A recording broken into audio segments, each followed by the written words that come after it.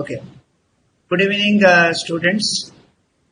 We are continuing with session on performance evaluation, performance measurement. And yesterday's class, we had seen the case studies. Two case studies we had handled, and there were some questions which I will address first. And thereafter, we will go to a new case study. Today also, there are two or maybe three case studies which we will handle on performance evaluation, performance measurement, using different measures, financial and non-financial measures of performance evaluation. So far, we have covered a number of case studies touching upon number one, TBL, that is triple bottom line reporting. How triple bottom line is important in performance measurement of a unit, an enterprise, that we had seen. The second topic we covered for case study was ROI, return on investment, EVA, economic value added. We also understood case studies on how to measure the profit, how to evaluate the profitability of a not-for-profit organization. Here, profitability is not the only concern, but service to the customer is equally important. So, performance evaluation of not-for-profit organization, we take into account value for money framework, VFM framework, along with adapted balance scorecard, developed by Norton and Kaplan, along with other performance measures. So in yesterday's class, we had done case studies on number one, ROI, and number two, also on financial performance evaluation of not-for-profit organizations, along with non-financial measures. There were some queries which were asked by the students in first case study that was on ROI. So I will address those questions first, and thereafter we'll continue with today's case. One girl student by name Lakshmi, she had calculated ROI for division Y and division D. Yesterday, those who are present in the class and have been a part of this case study will understand what I am talking, because these questions are in light of yesterday's case study which we discussed on ROI.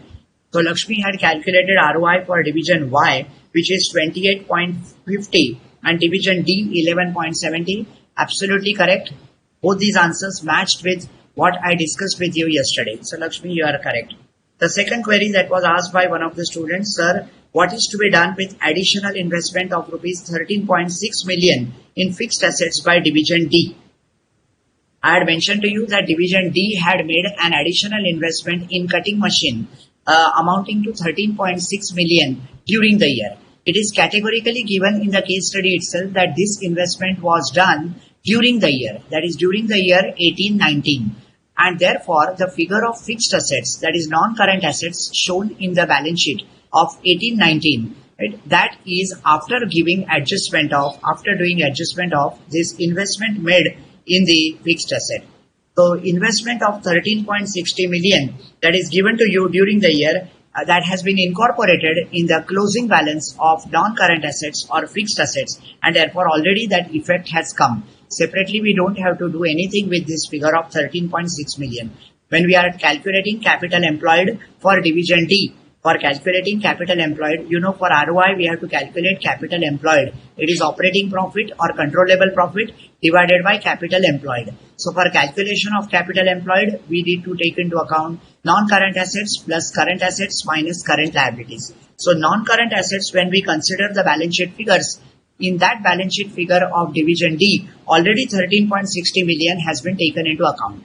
But then the question may arise in your mind, why this figure has been given separately in the notes? That is given as an additional information just to emphasize on the point that during the year, manager of division D has made an investment in the capital asset in the machine which was required, and his intention was very clear to improve the efficiency of the production, efficiency of operation, thereby bringing more profitability for the organization and providing value-added service to the customer. Now, in the process, divisional D manager has suffered because his capital investment increased, so capital employed increased, and due to which ROI decreased. You know that in a ROI calculation, if your denominator is high, that is capital employed figure is very high, then ROI is projected or depicted as low figure. And that is something which is not in the interest of divisional D manager, because he is deprived of the performance bonus, performance incentive. So he did not get performance bonus because his division's ROI that was projected was very less, 11% or something. So the question was absolutely correct. I hope I have addressed this question. So additional investment of 13.6 million in fixed asset has already been taken into account in capital employed of division D, rather balance sheet figure of non-current assets of division D. Another question that has come, sir, if instead of 28.5%, if it was 28.9%, then what we will take, 28 or 29 for calculating the whole percentage? You know, division wise ROI was 28.5%. This student asked if 28.5 ki jagah 28.9 hota, then what we would have done? Would you consider 29 or 28? Obviously, anything, the basic rule of mathematics, if anything, any decimal point is above 0.5, then we round it off to the next decimal. We round it off to the next integer. That means 28.9 will be considered as 29. Because performance linked bonus here, the bonus is based on the ROI which is more than 12%. So what I remembered in yesterday's case, more than 12% means division wise ROI is 28.5%. We had taken it as 28. 28 is higher than 12 by 16. The difference between 28 and 12 is 16. So 16 times the manager is entitled to the bonus, 16 times of that 3%, whatever we had calculated, 3% of the annual salary. All other things are already known to you. But to answer the question, if your ROI comes to 28.5%, then whole integer will be taken as 28. If ROI comes to 28.6 and above, it will be considered as 29, the next integer. This question was also very genuine and valid question. Another question that has come, in this case, one more information given about increase in production by 10% due to procurement of the machine. Yes, division D manager procured a cutting machine due to which productivity increased by 10%. Here, we do not consider this. Shall we interpret this as increase in production resulting in higher sale? Yes, ultimately to improve the efficiency in operation. Why this cutting machine is procured by the division manager D? To improve the efficiency in operation, to improve the productivity and thereby improving the sale, providing better value added service to the customer. So once again, in the revenue which is shown in the financial information or financial extract, this 10% increase in production or productivity has already been taken into account. So just as cost of the machine has already been considered in non-current asset in the balance sheet data, similarly over here, the increase in productivity has already been captured in the financial data given in the case study itself. So separately, we don't do anything about this.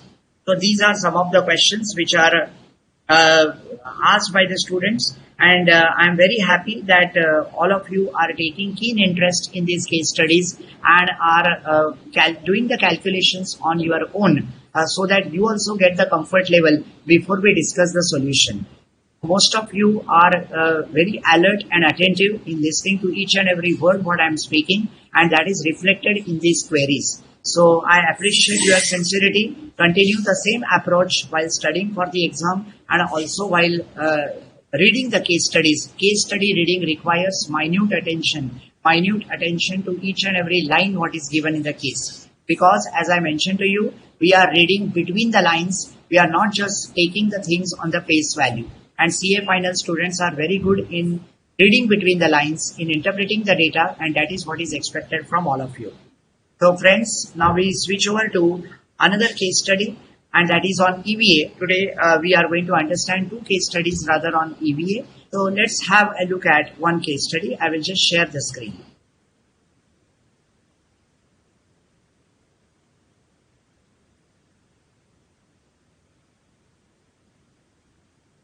Last two classes we have handled around 4 to 5.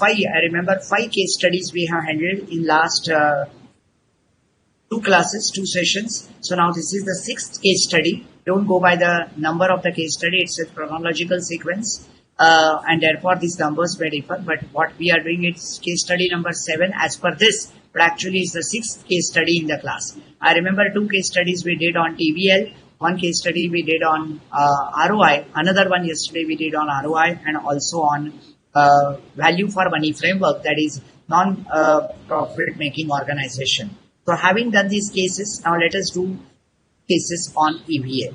So I will have to read this case first, and your minute attention, jotting down the points, follow all the rules what I told you in the last class. Whenever you go through the case, underline or highlight the key points, particularly the key figures, and you can jot down these key figures. Anubhav Ltd is a parastatal company established with an aim for supply and distribution of water in Mumbai, as well as supply of water to various local authorities for distribution to villages and other small cities adjacent to Mumbai.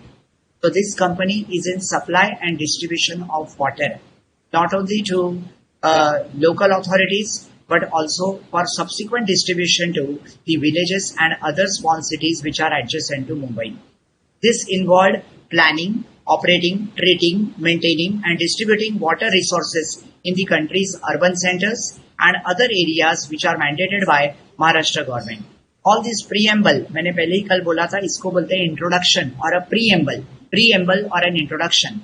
In any case study, the first paragraph will give you a basic profile of the company, its nature of business, nature of activities. So you are clear on what is the aim, mission, objective of this company. That generally will be cited in the case. So its mission is, next line immediately, its mission is to provide sustainable water in a cost-effective and environmental-friendly manner to the economy.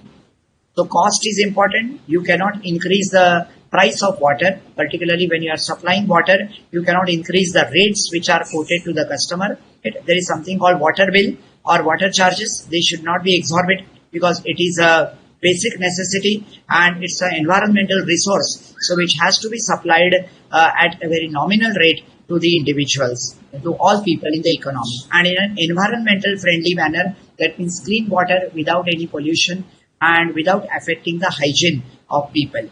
The government ensures that Anubhav Ltd does not take advantage of its monopoly position in the regional area by increasing the prices.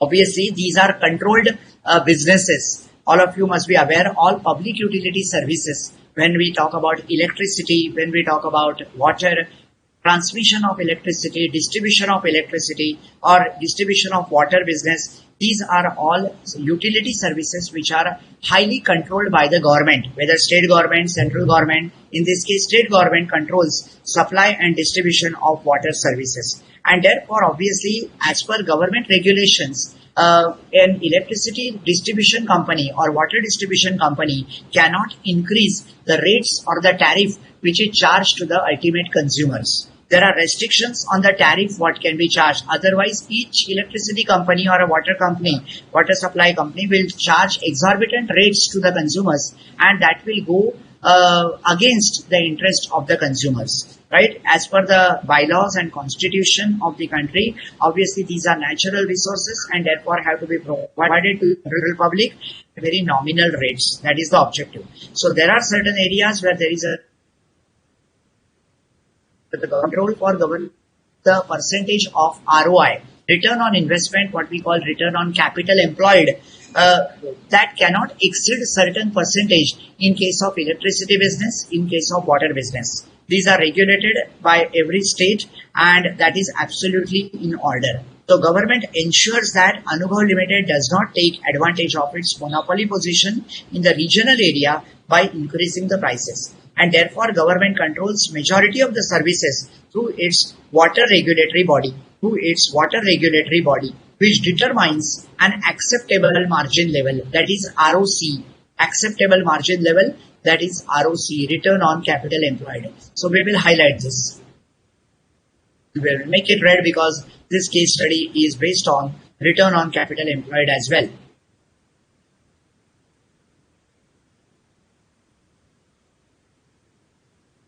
So when we talk about ROC, return on capital employed, we again take into account the operating profit, operating margin, and divided by capital employed in the business. So we ensure that the pricing of Anubhav Ltd is well within this ROC margin, and that is what is government regulation. It doesn't break this level. The remaining work, that is a water bottle operation, WBO, water bottle operation. There are two operations. One is water distribution and other one is water bottle operation. WBO is not regulated by the government and Anubhav Ltd charges a market rate for water supply in the bottle. Obviously, if my operations are not controlled by the government, I will charge whatever price, what comes to my mind based on my costing, based on my cost analysis. So Anubhav Ltd is free to charge the normal market rate for its bottling division, that is for water supply in bottle. But when it comes to distribution of water, obviously there are restrictions. So there are two divisions. One is WBO, water bottle operation, and other one is WDO, that is water distribution operation. And there is a government regulation on water distribution. Alright. The regulator computes return on capital employed, that is ROC, of Anubhav Ltd based on its own valuation of the capital assets. That means regulator will go by capital asset, capital investment, capital employed as per its own valuation. Right? So Anubhav Ltd may have done the valuation as per its own norms, but regulator, while computing the ROCE at 7% or whatever restricted ROCE they have defined as per their own valuation, right, which are used in operation and profit from these services. Acceptable level of ROC said by the regulator is 7%. So this again we highlight. Acceptable level of ROC is 7%. That is what is said by the regulator. If Anubhav Ltd breaches this level, then the company would be penalized. So Anubhav Ltd board is trying to improve its performance for the benefit of the shareholders. In order to communicate the objective of maximizing shareholders' wealth, the directors have decided to consider economic value added as the key performance indicator. We discussed the other day KPI, key performance indicator. So EVA has been considered as the KPI by the board of directors of Anubhav Ltd. So EVA will be calculated and projected, but of course ROC, both are different criteria. In EVA we go by economic value added, that means the economic worth of the business or value addition of the business, whereas in ROC, return on capital employed, we go by operating profit as a percentage of capital employed.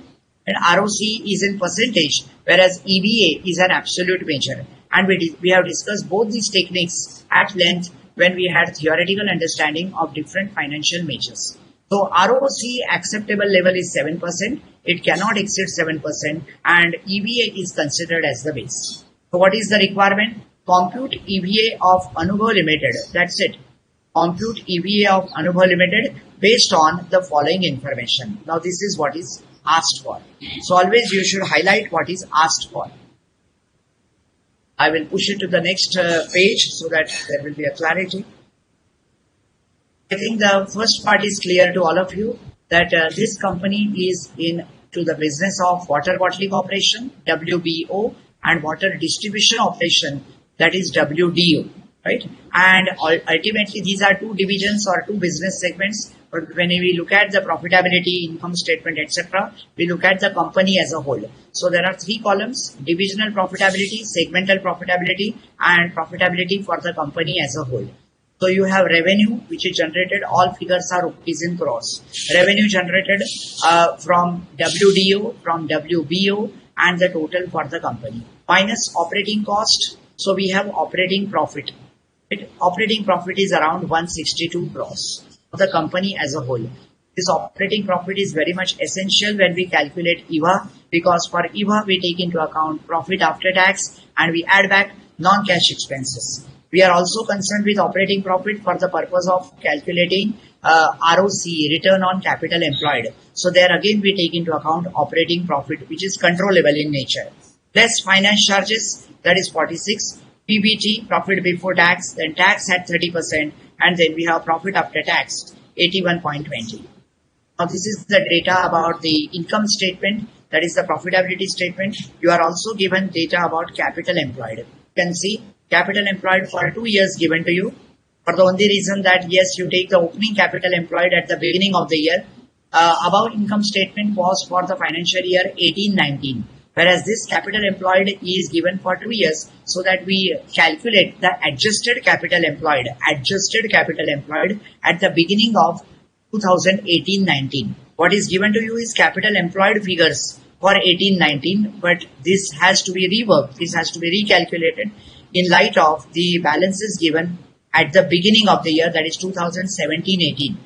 So what is the closing capital employed as of 31st March 2018? 1495. That becomes the opening capital on 1st of April 18. 1st of April 18, 1495 becomes the opening capital. So we make certain adjustments in this based on the data given in the question and calculate adjusted capital employed at the beginning of the year. Adjusted capital employed at the beginning of the year. Both these capital employed figures are different. One is as per audited accounts, that is as per company standards, and second one is determined by the regulator only for WDO. That means the capital employed is also worked out independently based on the independent valuation of assets done by the regulator. Regulator has done independent valuation of the assets, and based on that he has arrived at this figure 1422.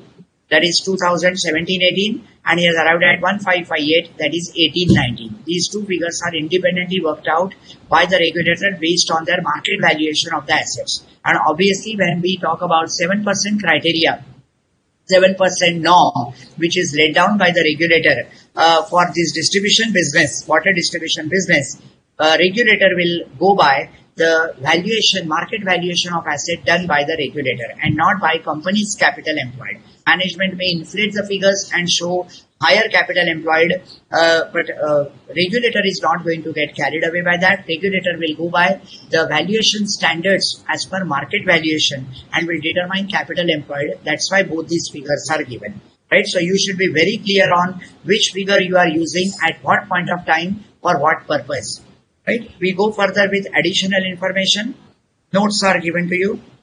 Operating cost, the breakup of operating cost, you cannot say exact breakup because operating cost includes.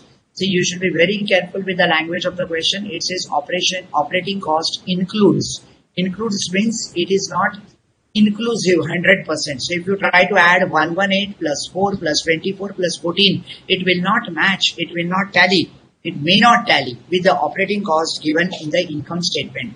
For example, the operating cost given in the income statement is 460 for a WDO and 119 for WBO. Now these figures exactly may not match when you talk about this. So a broad breakup of operating income is given to you, which is 118 plus 4 plus 24 plus 14. That is as on 2018-19. And the breakup is as under depreciation given to you 118. Then you are given provision for doubtful debts. All of you understand provision for doubtful debts is just a book entry, right? Based on the estimate made of your debtors, estimate of doubtful debts, management will make a provision. It is just going by the concept of accrual in accounting, but there is no cash outflow involved. In case of provision for doubtful debt, depreciation also is a non-cash expenditure. Then research and development, we will look at the treatment to be given for research and development. Other non-cash items like 14. You must have seen this data given is all of non-cash items. Why it is required? Because when you are converting book profit into cash profit, at that time, I repeat, when you are converting book profit into cash profit, you will add all non-cash expenses to the book profit. And obviously, when you calculate NOPAT, net operating profit after tax, that will be after adding non-cash expenses. You are also given economic depreciation is rupees 166 crores in 2018-19. In financial year 17-18, economic and accounting depreciation were assumed to be the same. This I had mentioned to you in the earlier class that accounting depreciation is based on the accounting policy followed by the top management. The rates of depreciation, minimum rates of depreciation are prescribed in the schedule under the Companies Act. And as per the prescribed schedule, these minimum rates of depreciation are charged in the books of accounts. That is accounting depreciation. But ultimately, management will go in the practical way when they calculate economic depreciation. They will go by economic life of the asset. So asset may lose its ability to generate revenue after few years. And therefore, the book value of the asset may be shown at a higher figure. But technically as well as economically, the asset has stopped rendering the service. Asset cannot be used any longer for productive purpose. And therefore, it may so happen the economic life of the asset may have come to an end. So economic depreciation is always calculated on the basis of economic life of the asset, and that is considered to be the real worth of the depreciation, the real life of the asset. And therefore, for all decision-making related calculations, practical purposes, we use economic depreciation. So when we calculate NOPAT, we will add back depreciation which is calculated as per books of accounts, that is accounting depreciation, and we will deduct economic depreciation. So that is the point to be noted. Whilst reading the case itself, I am explaining the adjustments. The current year tax paid is 80 crores. That is given to you because once again, when you are converting your given profit, when you are arriving at NOPAT, net operating profit after tax, for EVA calculation, you require NOPAT. So profit after tax, how much is the tax actually paid? You have to take into account rupees 18 crores. Deferred tax provision of 1.50 crore has already been adjusted. Now, if it was not adjusted, then we would have adjusted and reworked the figure of tax payable. But it is given in the question that deferred tax provision of 1.50 crore has already been adjusted. And there was no deferred tax balance before 2018-19. So whatever is the deferred tax provision for before 18-19, no deferred tax provision. But for 18-19, whatever was the deferred tax provision, that has already been adjusted. Already said that the total tax paid for the current year is 18 crore. So the incidence or impact of taxation will be only to the extent of 18 crore. Nothing to be done for the deferred tax provision of 1.50 crore. Provision for doubtful dates was rupees 9 crore in 2018-19 balance sheet. Now balance sheet figure shows 9 crore as provision for doubtful date. You look at the provision for doubtful date figure given in the income statement. The income statement provision for doubtful date is 4 crore in 18-19, right? So balance as on 31st March 2019 provision figure is 9 crore, out of which in 18-19 you have provision equal to which is charged to your income statement is 4, and therefore obviously the balancing figure 9 minus 4, 5 is nothing but provision for depreciation, provision for doubtful date, that can be considered for 17-18. So we say provision for doubtful date opening balance is 5 crore plus 4 crores which is additionally provided, and that is how 9 crore is the closing balance on 31st March 2019.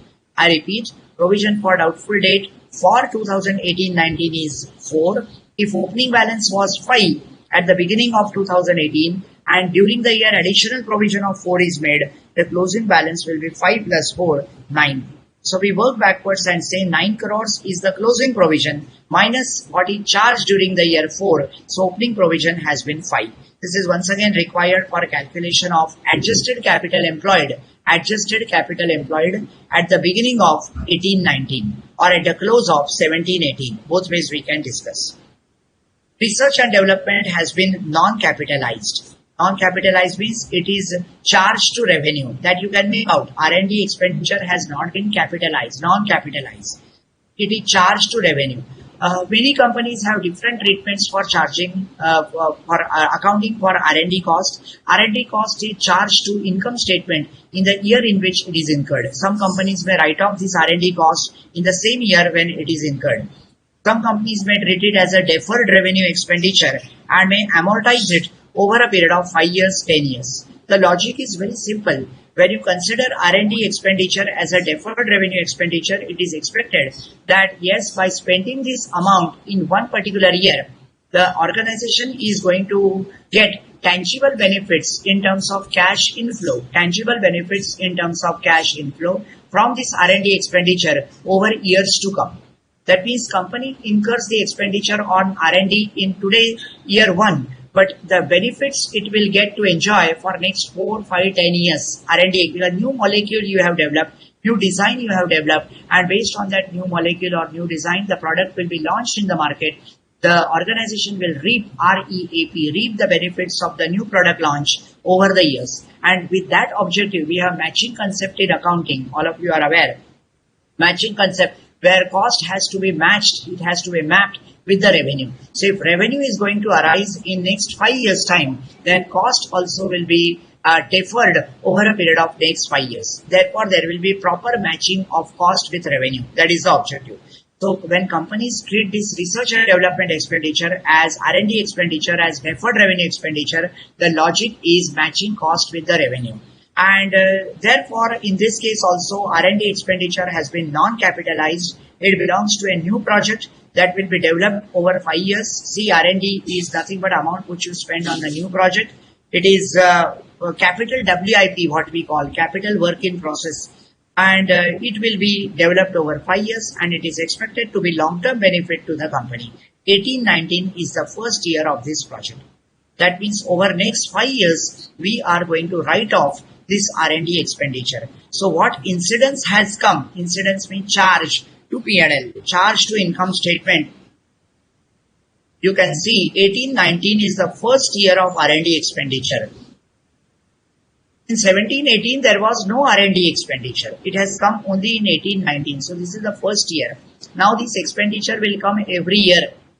Probably 24 crore every year for next 5 years. Obviously, therefore, while calculating NOPAT, right? While calculating net operating profit after tax, and also for making the adjustment, NOPAT calculation, we do add back this 24. Just as we are adding back depreciation, provision for doubtful debts, we do add back research and development also. So in order to justify adding back of R&D expenditure, this additional information is given in the case.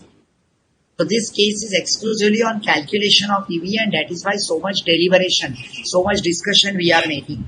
Yesterday's second case in the second half was a qualitative case. Qualitative where all non-financial measures we discussed, value for money. But here it's a classic case on EVA where you have to calculate the figure of EVA, and therefore these deliberations on accounting treatment. Calculation of EVA, you are required to have sound knowledge of financial statements, accounting concepts, right? Accounting principles, that is mandatory, without which calculation of EVA is difficult.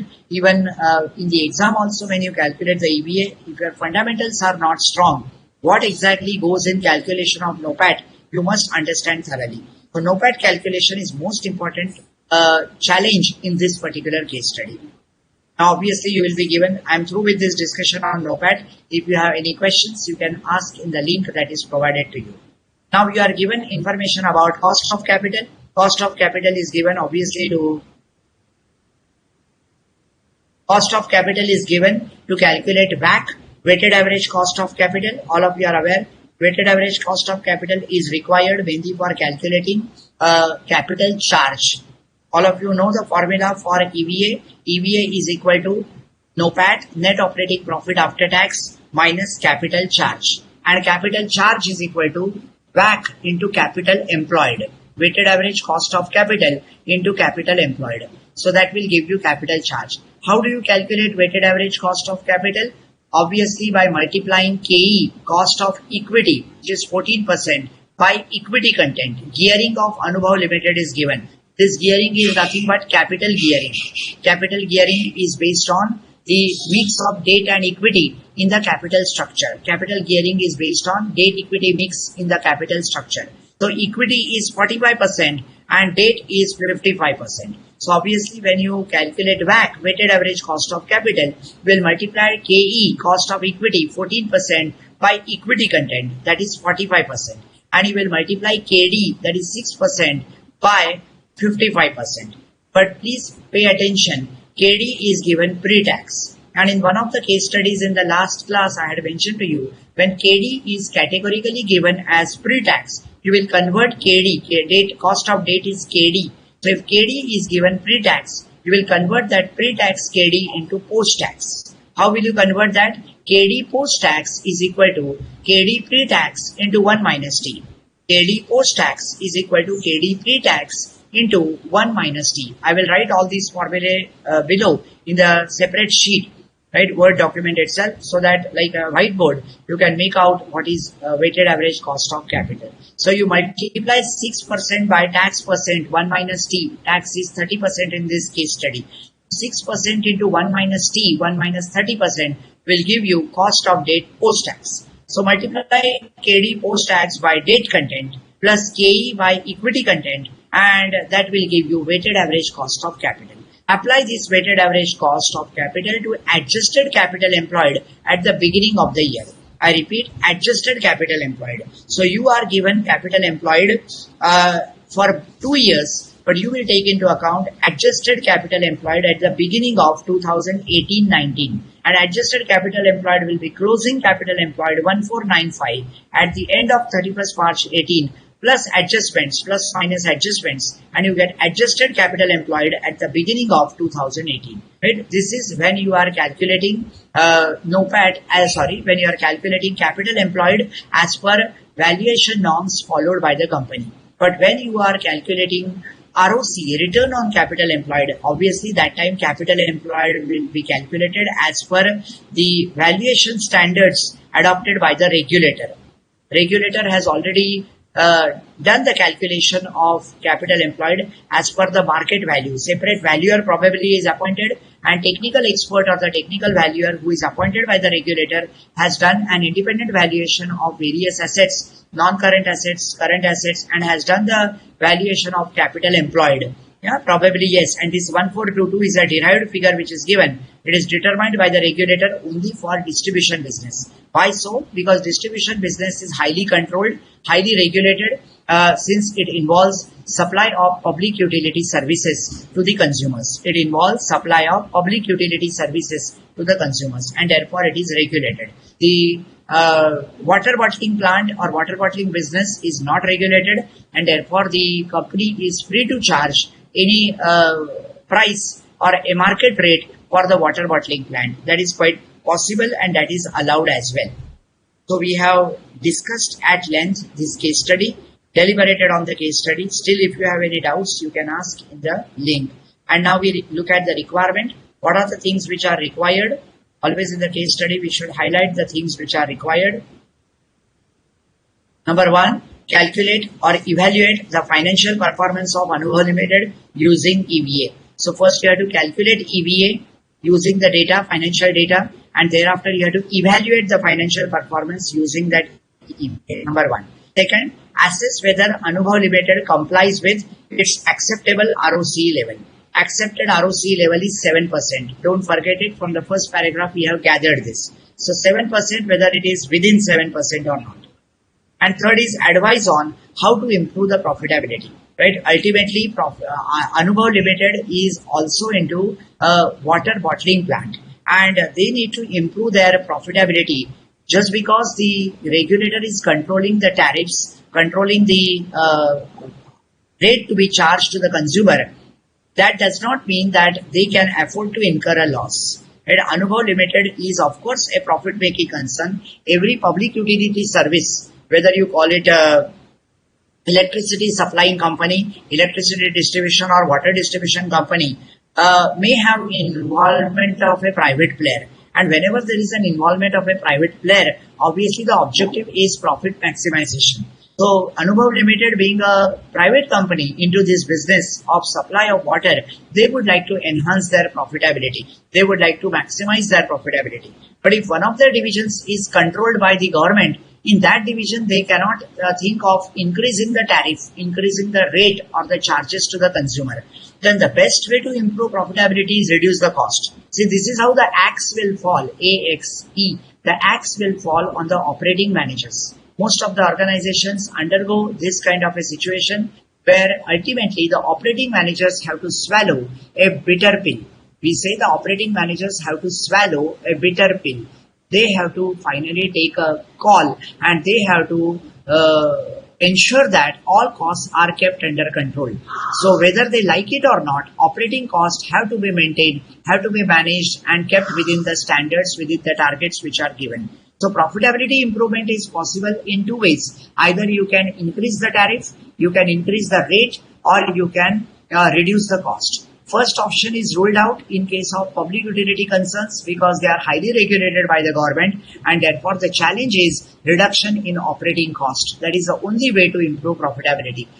Or in this case, yes, there is one more avenue which one can think of. When company has 2 divisions, one division is into water bottling plant, water bottling operations. Other one is water distribution operations. Only water distribution operations are controlled by the government and not water bottling operations. So obviously, as far as water bottling operations are concerned, the management can think of increasing the rates or tariff or whatever charges made to the customer only for that WBO, so that it will recover from whatever loss it is incurring in WDO in this division.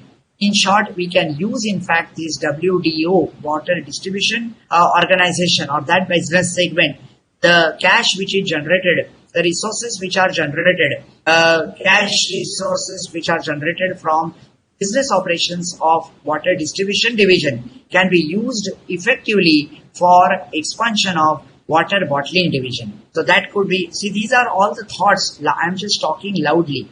I'm discussing these thoughts loudly with you. But these thoughts should come to your mind when you are reading the case. Because when you are answering some other questions, at that time, this case study is going on in your mind. In first 15 minutes, when you get the question paper, you have already read this case. So it is lingering in your mind. This case is lingering in your mind. You know that there is some issue like this. There is some problem about the EVA calculation. Some profitability is the concern. So your mind is working. So at that time, you can think like this, that the best way to leverage on this regulated division, leverage means take advantage of the regulated division, is to use its resources, use the cash generated from this division, from this distribution division for expansion of, for modernization of your water bottling plant. So do as much expansion as possible in water bottling plant, improve your productivity of water bottling plant, then there you can charge higher price or higher tariff to the consumers. But as far as distribution is concerned, you cannot increase the price. So cost reduction is the only avenue, right? You cannot increase that tariff. These are the limitations, or what we call constraints. Again, in strategic cost management, probably you would have learned theory of constraints, TOC, theory of constraints or restrictions. Every organization operates under constraints, restrictions. Whether you like it or not, you cannot enhance your tariff. You cannot enhance your rate. Had it been a FMCG company or any other business activity, probably there was adequate cushion or margin available to the top management by taking pricing decisions. But in case of public utility services, this is the restriction and you have to live with these restrictions. You can't help it. But at the same time, you cannot compromise on your profit because it's a private player. So profit maximization is also at the back of mind. So it is sort of a dual responsibility. Cater to the government norms, cater to the government regulations, and at the same time maintain or sustain the profitability of your other division and thereby company as a whole. So this is a dilemma, a typical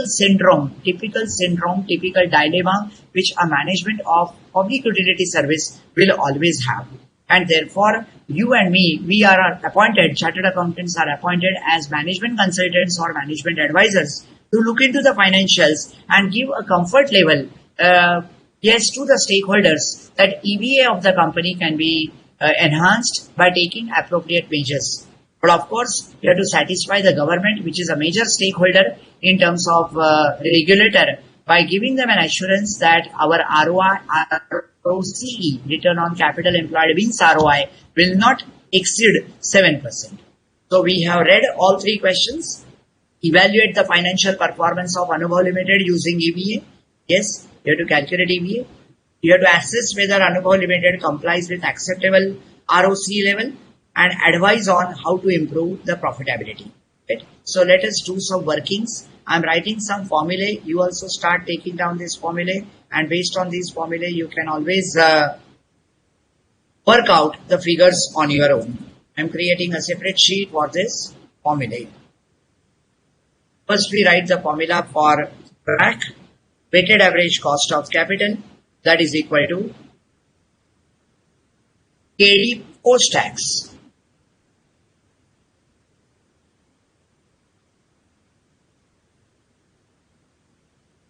KD post-tax.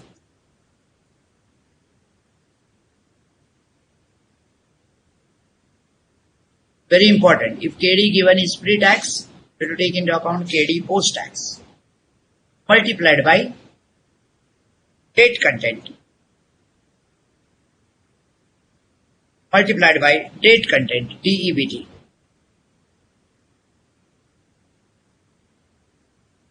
KD post-tax multiplied by debt content plus KE, that is cost of equity,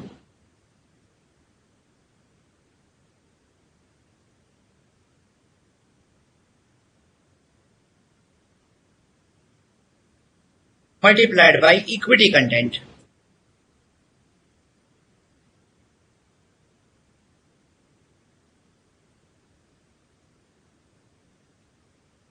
This is the formula for WACC. And all the figures are given to you. So you can prepare working note 1 for calculation of WACC. The first thing, from the given case study, you can always calculate WACC, weighted average cost of capital. KD post-tax multiplied by debt content plus KE into equity content. Of course, it goes without saying it is divided by debt plus equity multiplied by 100. But in this case, you are given debt and equity in percentage, that is the gearing of the company. Had this debt and equity been given in absolute rupees, rupees in million or rupees in crores, then you would have divided this numerator entirely by capital employed and multiplied by 100. But since debt and equity is given in percentage, you can very well calculate weighted average cost of capital. I take you back to the case study. Make use of for calculating the weighted average cost. So figures are in front of you. You can take a pic of this particular slide. This particular slide, you can take the pic. Equity is 14%, debt pre-tax 6%. That is cost of capital. Then equity gearing is 45 and debt is 55. So and tax rate is 30%, which was given in the original income statement. Having done this, weighted average cost of capital, now we also look at what is NOPAT. We calculate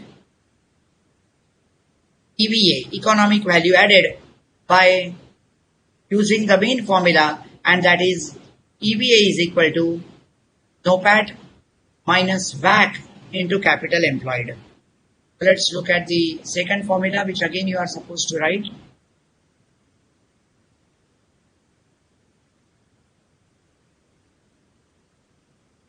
We have a second formula, that is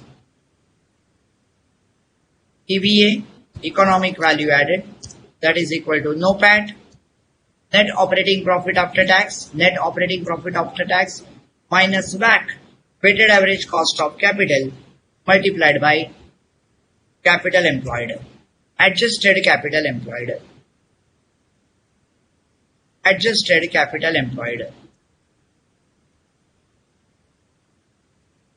Some companies take average capital employed, some take adjusted capital employed, but we make certain adjustments in capital employed, right, in light of the data which is given to you in the question. So calculate EVA, which is NOPAT minus WACC into capital employed. And when you calculate NOPAT, it will be, of course, profit after tax as well as adjustments to be done, profit to profit after tax. So you have to add back non-cash expenses, you have to add back amortized expenses, right? The amortized expenses which are charged off. We will look at the answers, we will look at the approach after you understand the concept. So this is the formula for EVA. We also understood how to calculate ROC, that 7% norm has to be fulfilled. ROC, return on capital employed. That is equal to, of course, operating profit.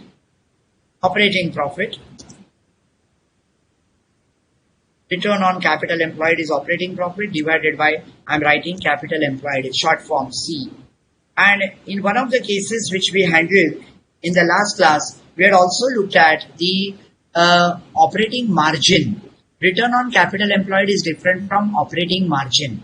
And operating margin is nothing but operating profit upon revenue or sales. So no harm in calculating. Whenever there is a case study on ROC or ROI, you can also calculate operating margin, right? Wherever data is available and wherever possible, do calculate operating margin, whether asked or not asked. Because sometimes it may happen that ROI may not convey the right picture, may not convey the exact information, right? It may not be reliable, but operating margin may portray a correct picture. So make it a point to calculate operating margin, whether asked or not asked, whenever there is a case study on ROI, ROC, EVA, etc. Now, these all are performance indicators. Some are accounting performance indicators, some are economic indicators. EVA is economic performance indicator. So we look at operating margin. Operating margin is calculated like this. All of you must be conversant with all the formulae for ratio analysis as well as understanding of the financial statements. So you have operating margin in percentage. Of course, most important, operating margin in percentage is equal to operating profit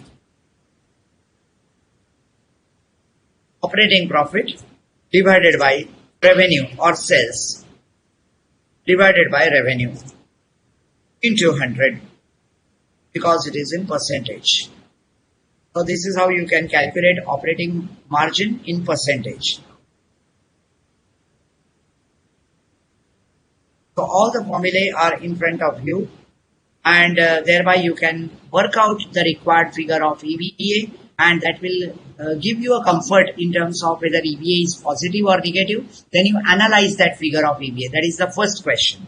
Second question is calculate ROC and also see whether it is well within the 7% norm. And third one, suggest the remedies, suggest the course of action for the management in order to improve its profitability, particularly when one of its division is into manufacturing and filling up of bottles, water bottles, and a bottling plant, and the second one is into distribution. Two different business segments. One is highly controlled, highly regulated. The other one is not regulated at all. So when you have such a challenge, how to operate, how to maximize within these constraints. So this is called theory of constraints. This is what you can take down, theory of constraints. This is also a part of your syllabus, theory of constraints, what we call TOC. A short form is TOC, theory of constraints, TOC. That is operating within limitations, operating within restrictions, controls, and maximizing the output, maximizing the profitability. If you recollect, in marginal costing, you would have studied contribution per key factor, KEY, key factor. Key factor is always the critical factor. Key factor is always the resource which is in short supply. So whenever any resources are in short supply, whenever such key factors are governing the organization, you have to maximize contribution per key factor. So this is how you operate within the constraints, within the restrictions. Constraints means restrictions, controls, and maximize the profitability.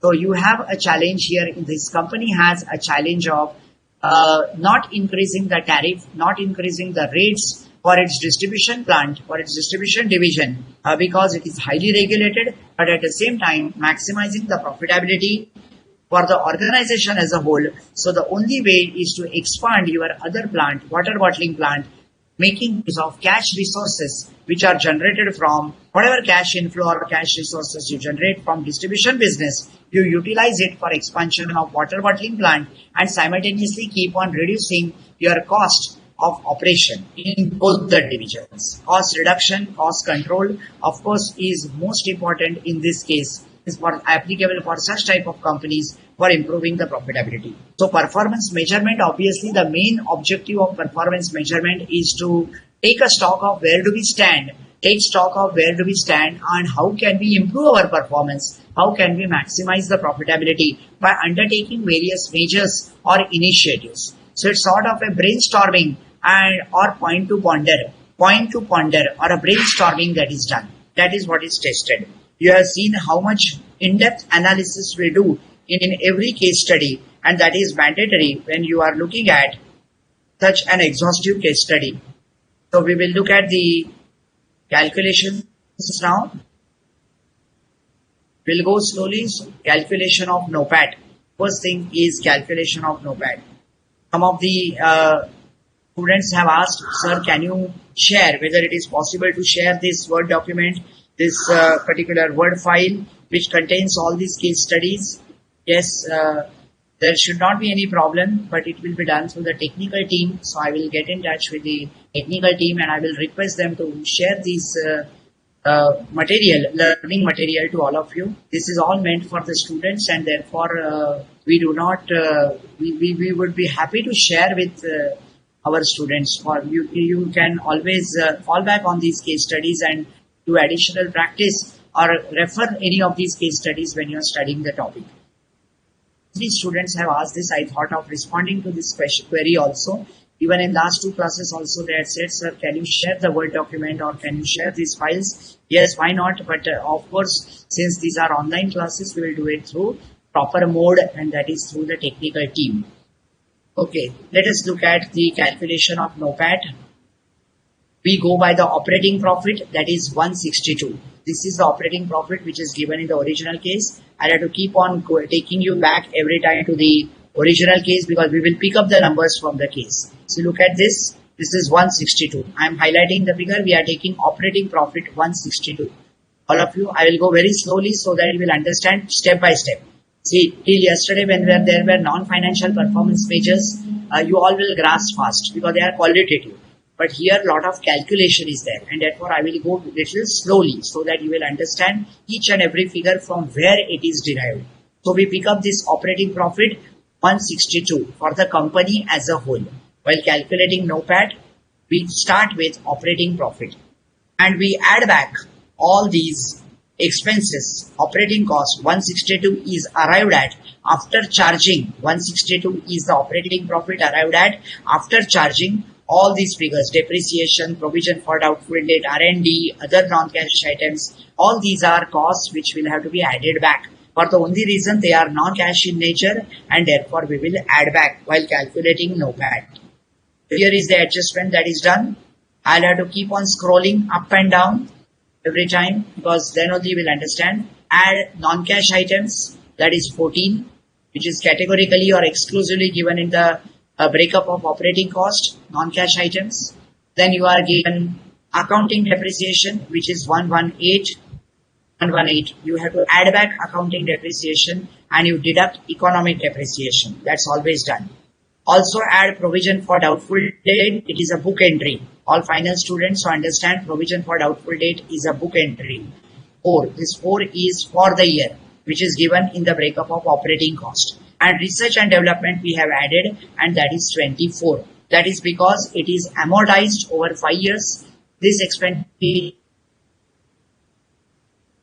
is returned 5 years. That expenditure is incurred now, but it's tangible. So while calculating net operating profit, we add back.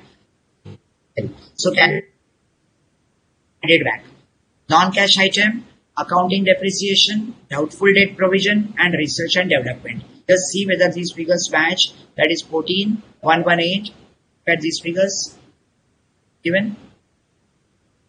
14 other non-cash items. Then provision for doubtful debt 4. Look at the current year's figures. All these are current year's figures. Well, we are going by operating profit and we are making adjustment. So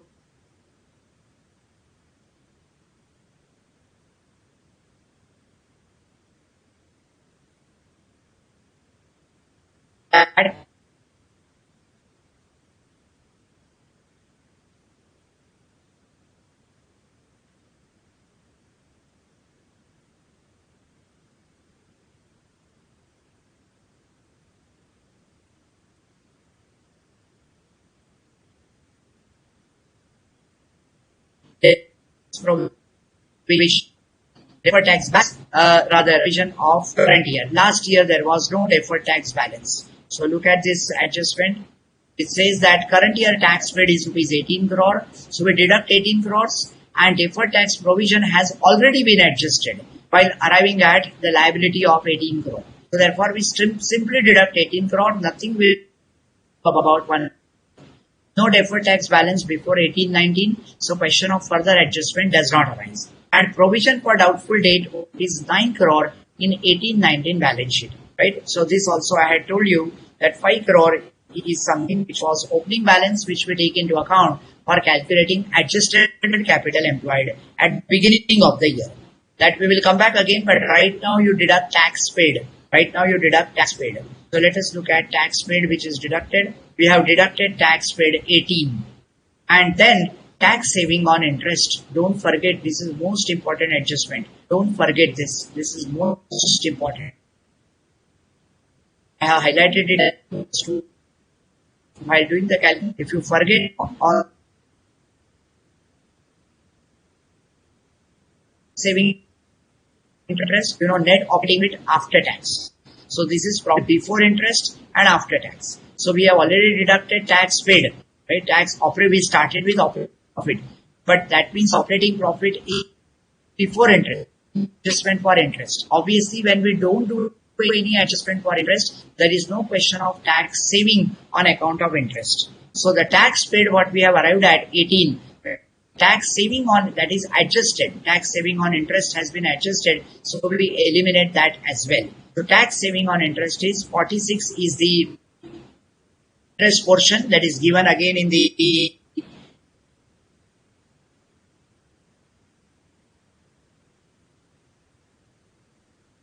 so you have here finance charges, have here finance.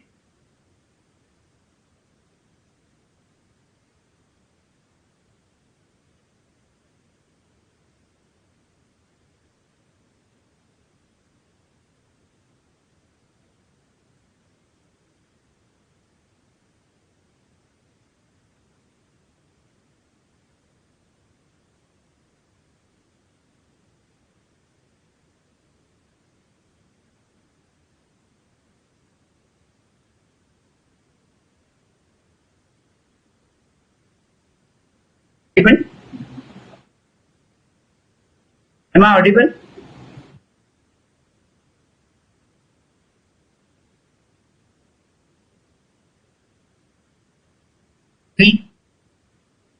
Okay. Fine. Okay. So finance charges is 46 crores.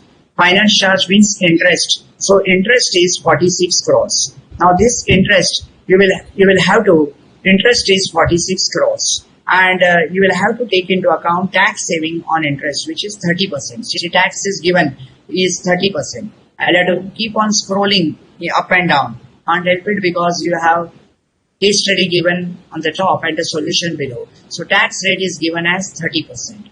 So we take tax saving on account of interest. So 30% of interest, 46. And that is what I was telling you. The tax, when we do not consider interest in NOPAT calculation, we say profit after tax, but before interest. Profit before interest means we do not take into account finance charges. This is operating profit we start with. Obviously, when interest is not considered, tax saving on account of interest also has to be eliminated. So 30% of 46 will have to be eliminated. That is what I am talking about. That is what we have done in the adjustment. So look at the calculations once again. Try to understand each figure step by step. So that is what is highlighted. You can take a screenshot or pic of this particular slide. Right? You have operating profit. We start with 162. Add non-cash items 14, which is given in the adjustment. Accounting depreciation 118. Doubtful debts 4. R&D 24. After adding back all these expenses, which are charged to income statement, charged to profitability statement, and which have to be added back to operating profit, because operating profit arrived at is after charging these expenses, and they are non-cash expenses or amortization, less economic depreciation. We do add accounting depreciation and deduct economic depreciation, which is 166, given in the adjustment. Tax paid 18 we have deducted. I told you this 18 is after adjusting the deferred tax provision, and therefore we don't do anything about deferred tax provision. Tax saving on account of interest, which is 30% of 46. 46 is the interest and 30% of 46 is 13.80. Check on your calculator whether the figures are correct, and you get the NOPAT figure as 124.20. This is the NOPAT figure, 124.20. We go down further and calculate capital employed. Now this is computation of adjusted capital employed. Adjusted capital employed as on 31st March 18 or beginning of 1st of April 18. So we have capital employed on 31st March 18, 1495. From where did we pick up this 1495? this is as per the company's calculation. We are not going by the regulator. I'll take you back to capital employed figures which are given in the original case. It will be every time we have to go back and refer to the figures. See, I have taken this figure. 1495 is the figure I have taken.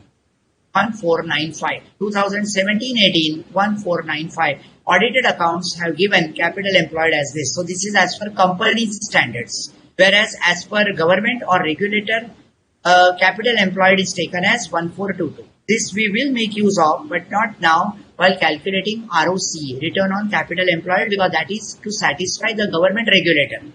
Right? And therefore, right now for our own purpose, own internal measure, performance measure, we will not consider what is valued by government. We go by what are company standards, valuation standards. So audited accounts say your capital employed is 1495. So I now pick up this figure of 1495 in my calculation. 1495 is capital employed on 31st March 18. Now we obviously make adjustments for provision for doubtful debt as on 31st March 18. 31st March 18, the provision for doubtful debt is 5 crore. How this 5 crore is arrived at? It is 9 minus 4, working backwards. That breakup is also given. Provision for doubtful debt as on 31st March 19, current year, is given as 9 crore. ये साल का closing 9 crore है. Go back. Minus what is charged to income statement during the year is 4 crore. What is charged to income statement during the year is 4 crore. So opening balance of provision for doubtful debt as on 31st March 18, right? That is last year's provision. That is 5 crore. So this 5 crore is a derived figure. Please understand, it is not given, but you can make sense by adjusting the figures given in the data. So provision for doubtful debt as on 31st March 19, current year closing is 9, minus what is charged to income statement during the financial year 18-19 is 4, and therefore what is opening balance is 5. So that is how we go back and work out provision for doubtful debt as 5. Other non-cash items incurred in 2017-18, that is 12. Now that is given in the question itself, other non-cash item. Can go back and see this. It is given categorically that yes, other non-cash item is 12. Right? So we add back this 12 non-cash item again. Right? That is for calculating capital employed adjustments. So this is most important working as far as adjusted opening capital employed is concerned. Right? Many students may miss out on this, so I am putting a star on this. This is most important, which you cannot miss out. Adjusted opening capital employed. That is most important thing you have to work out. And if this figure goes wrong, obviously your entire calculation of not only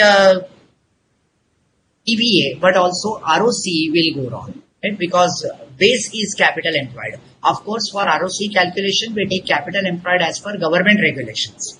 So we go by capital employed as on 31st March 18. Once again, I repeat this calculation. Opening balance on 1/4/18. So for 18-19, we are calculating capital employed. So we take the balance on 31st March 18, which is given 1495. But this balance is arrived at, of course, after charging provision for doubtful debts and after charging non-cash expenditure. Non-cash expenditure is 12 and provision for doubtful debt for the year obviously is given as 4. So 9 minus 4, we work out the balance, opening balance, provision for doubtful debt as on 31st March 18. 9 minus 4 is 5.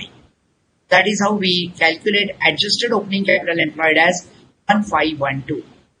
I think all students are clear on this calculation. Working notes we have prepared, as you can make out. One is calculation of NOPAT 124.20. ये figure हमने calculate किया. And second one is calculation of capital employed 1512.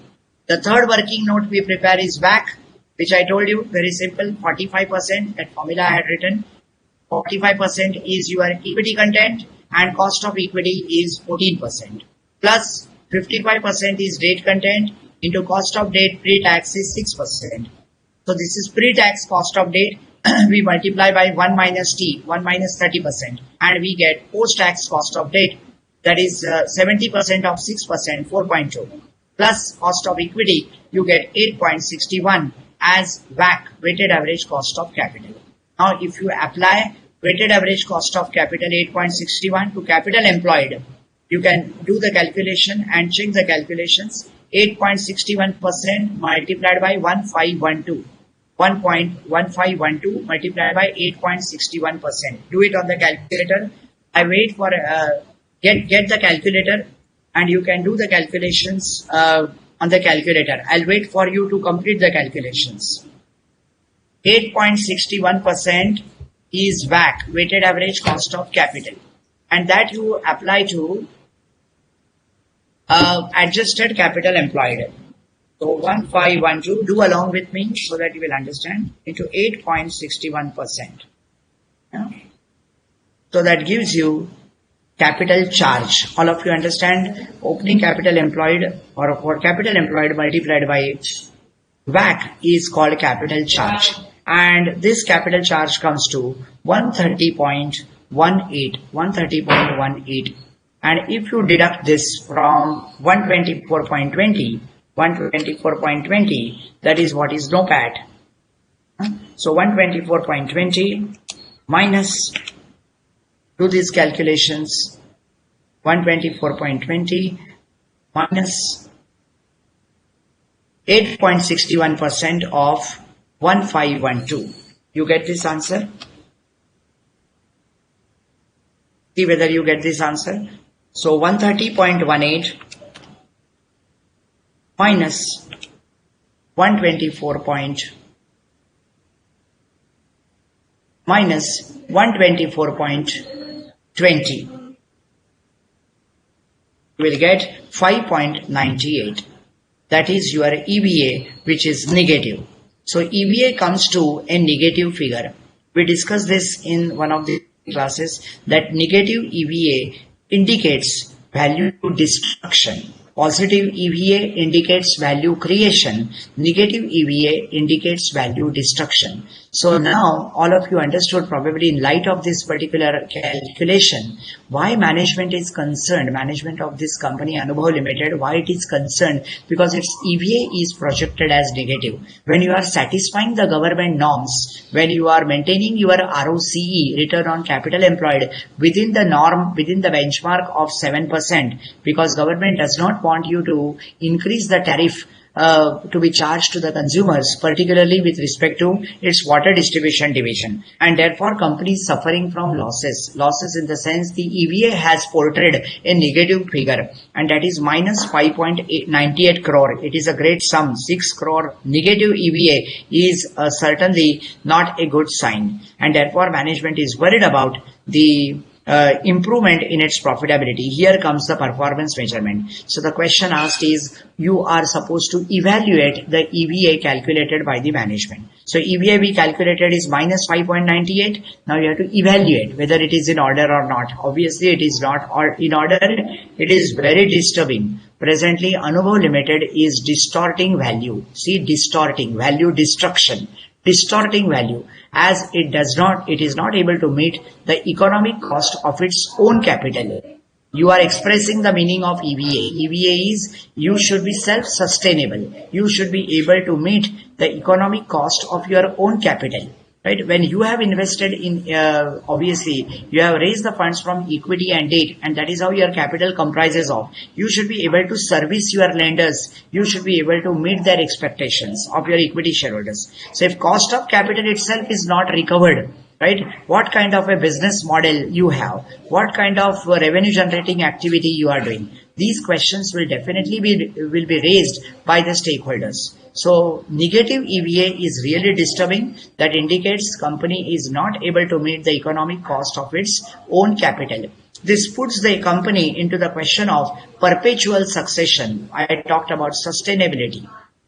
Every time try to incorporate this word sustainability. This performance evaluation we do mainly from the point of view of sustainability. Is my business model sustainable in the long run? No point in making profit just in 1 year, 2 year, 5 years and so on. In future, for next n number of years, is it really going to be a going concern? Perpetual succession, perpetual business operation, right? And potential income generating ability for the firm. So it really puts the company into the question of perpetual succession. That is point to ponder. So I have highlighted point to ponder. Let the company against shareholders' interest. Obviously, shareholders are not going to take it positively when EVA has disclosed a negative picture. Obviously, this is not in the interest of the shareholders. The reason could be, you are analyzing why EVA is negative. What could be the factors responsible for negative EVA? One, obviously cost of capital is very high. And who is the culprit? Who is responsible for higher cost of capital? Obviously higher cost of equity. आपने देखा होगा cost of equity is as high as 14%. When cost of debt is 6%, cost of equity is as high as 14%. Probably this business is also undergoing some risks. There are some risks which are faced by this business, which equity investors perceive, and probably therefore their expectations are very high. Otherwise, when lenders are charging 6% rate of interest, cost of debt is hardly 6%. It makes no sense in KE becoming so high, 14%. That means some level of risk may be there, which is hidden risk, which may not be noticed by the management on surface, but shareholders pursue this risk. So that's why there is a concept of perceived risk by the shareholders. That is why there is a higher cost of equity. See, we are doing the brainstorming, we are doing the post-mortem or an analysis. Right? Anatomy भी बोल सकते हैं उसको. We are doing an anatomy, a post-mortem of cost of equity. Why WACC is high? Because probably cost of equity is high. And that's what I said, investing risk should be low, since 75% of the services that company renders are important for the economy and demand is guaranteed in future. The business in which this company is operating, and that is in distribution of water. Now, water is an essential, 100% essential commodity, and there is nothing like developing the customer. Customer base is 100% there. 75% of the services you are catering to the economy, that is in terms of your water distribution. The balance business is water bottling, but 75% business is water distribution. So those services you are catering to large community of people, there is no business risk at all.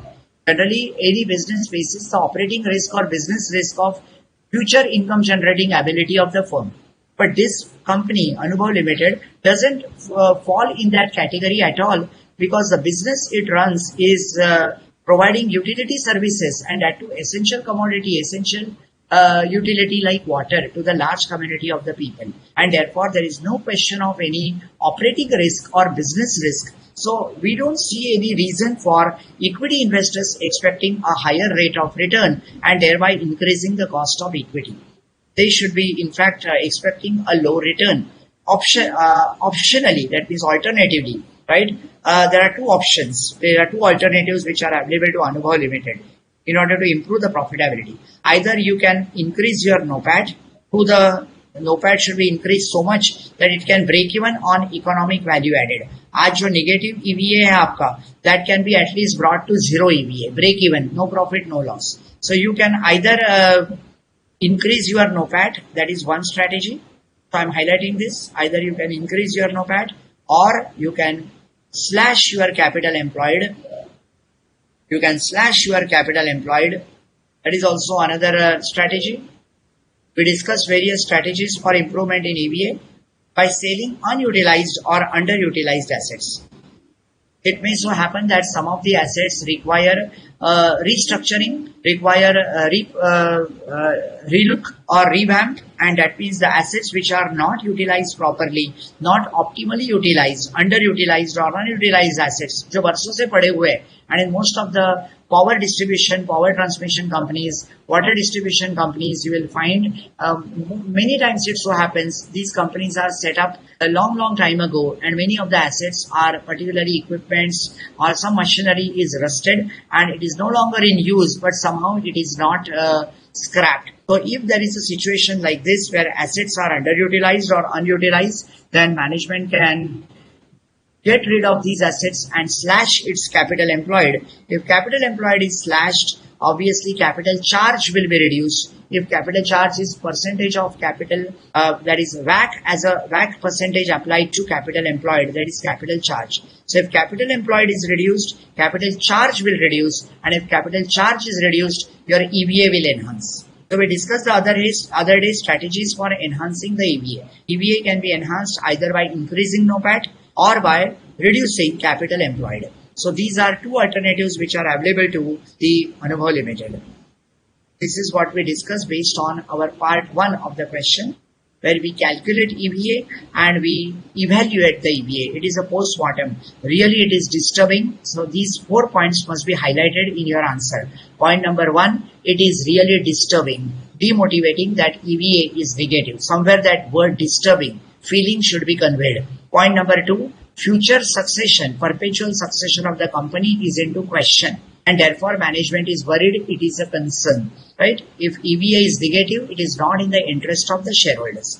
Number 3, probably the cause of EVA being so low or negative is higher cost of equity, which is not at all justified, because equity investors should not foresee, F-O-R-E-S-E-E, they should not foresee any risk in this particular business, being a utility service, right? And large consumer base is already guaranteed or already assured.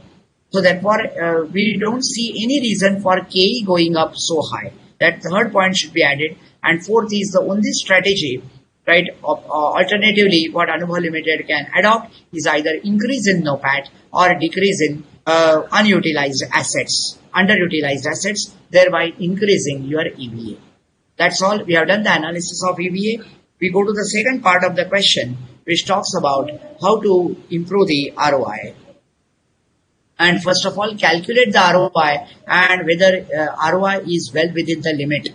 Regulatory ROC, ROI is return on investment, also called as return on capital employed. Target ROC is 7%. It is given in the case study. Right, ROC formula I had written, operating profit upon capital employed into 100. Let us look at the calculation. Operating profit is given as 95. Operating profit is given as 95 and capital employed is given as 1422. This 1422 is straight away picked up from government valuation. The regulator has already done valuation of its assets, and based on that valuation, independent valuation, and government will believe in its own independent valuation and will not get carried away by company's management valuation of the assets. So we will have to pick up for ROC calculation as capital employed as done by the government regulator valuation. So 1422 is picked up from there. I will take you back to the original case. 95 is operating profit. You can see very well on the figures which are given. Operating profit is 95 and this is only for WDO, like to like operation. Don't fall into ditch, I would say. Don't fall into the wrong step, and that is to consider operating profit only of WDO, because you are given this particular valuation of government, and that too only for WDO division. Have a look at this. You are given the capital employed figure determined by the regulator, and that is only for WDO. Only for WDO division you are given the capital employed figure, which is 1422. And opening, because like to like, right? Obviously when we had earlier picked up 1495, which is the opening capital employed at the beginning of 1819. We are doing the analysis of 1819. So what is the opening capital employed at the beginning of 1819 means closing capital employed at the end of 1718. So if we have taken 1495 as the figure for calculation of EVA, obviously that is capital charge. For calculating ROC, we take 1422, which is only for WDO, and it is categorically given. Whereas these audited accounts have given capital employed for the company as a whole, and therefore like to like, always do. That's why we picked up the figure as 162. For EVA calculation, we picked up the figure of 162, totality for the company, and hand in hand with 1495. You have to do like to like operations, right? Don't fall into the trap. Time and again I'm saying, don't fall into the trap. If you are taken for EVA calculation 162, then to the base capital charge, that is capital employed, you should take 1495 plus some adjustments, adjusted capital employed. But now for government regulation purpose, you have taken 1422, which is only for WDO, as you can make out only for WDO. Then you will take figure of capital or figure of operating profit also only for WDO 95. Then only like to like. Mangoes and oranges will not gel. All of you are aware, mathematics, mangoes and oranges will not gel. You have to bring like to like, like to like. So 95 divided by 1422 into 100 will give you ROC. Now look at the ROC calculation. That is what we have done. ROC calculation is here. ROC is operating profit upon capital employed. So we have calculated 95 upon 1422. You can take the calculators and cross-check the calculation. 95 upon 1422 into 100. So ROC comes to 6.68%. You know that even if company's management wishes, it cannot increase ROC. ROC has to be maintained within the acceptable limit of 7% because it is a public utility concern. Distribution division is highly regulated. So therefore, we say whether ROC is within the acceptable limit of 7%. Yes. Tomorrow the company will be penalized if ROC exceeds 7%.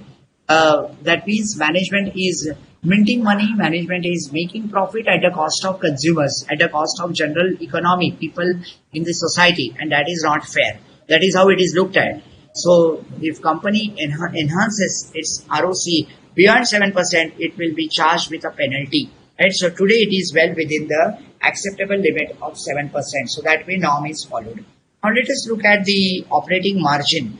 Now it was not asked for, but in the question there is an adequate hint which is given to you. What was the hint given? You are supposed to read the question number 3, which again highlights that you are supposed to, subpart 3, advise on how to improve profitability. Third part of the question, advise on how to improve profitability. That means you are supposed to do the calculation of profit. If you recollect, in my last class, I mentioned to you figures which are not obvious, which are not available on the face of the financial statements or financial data should always be given categorically in your case analysis.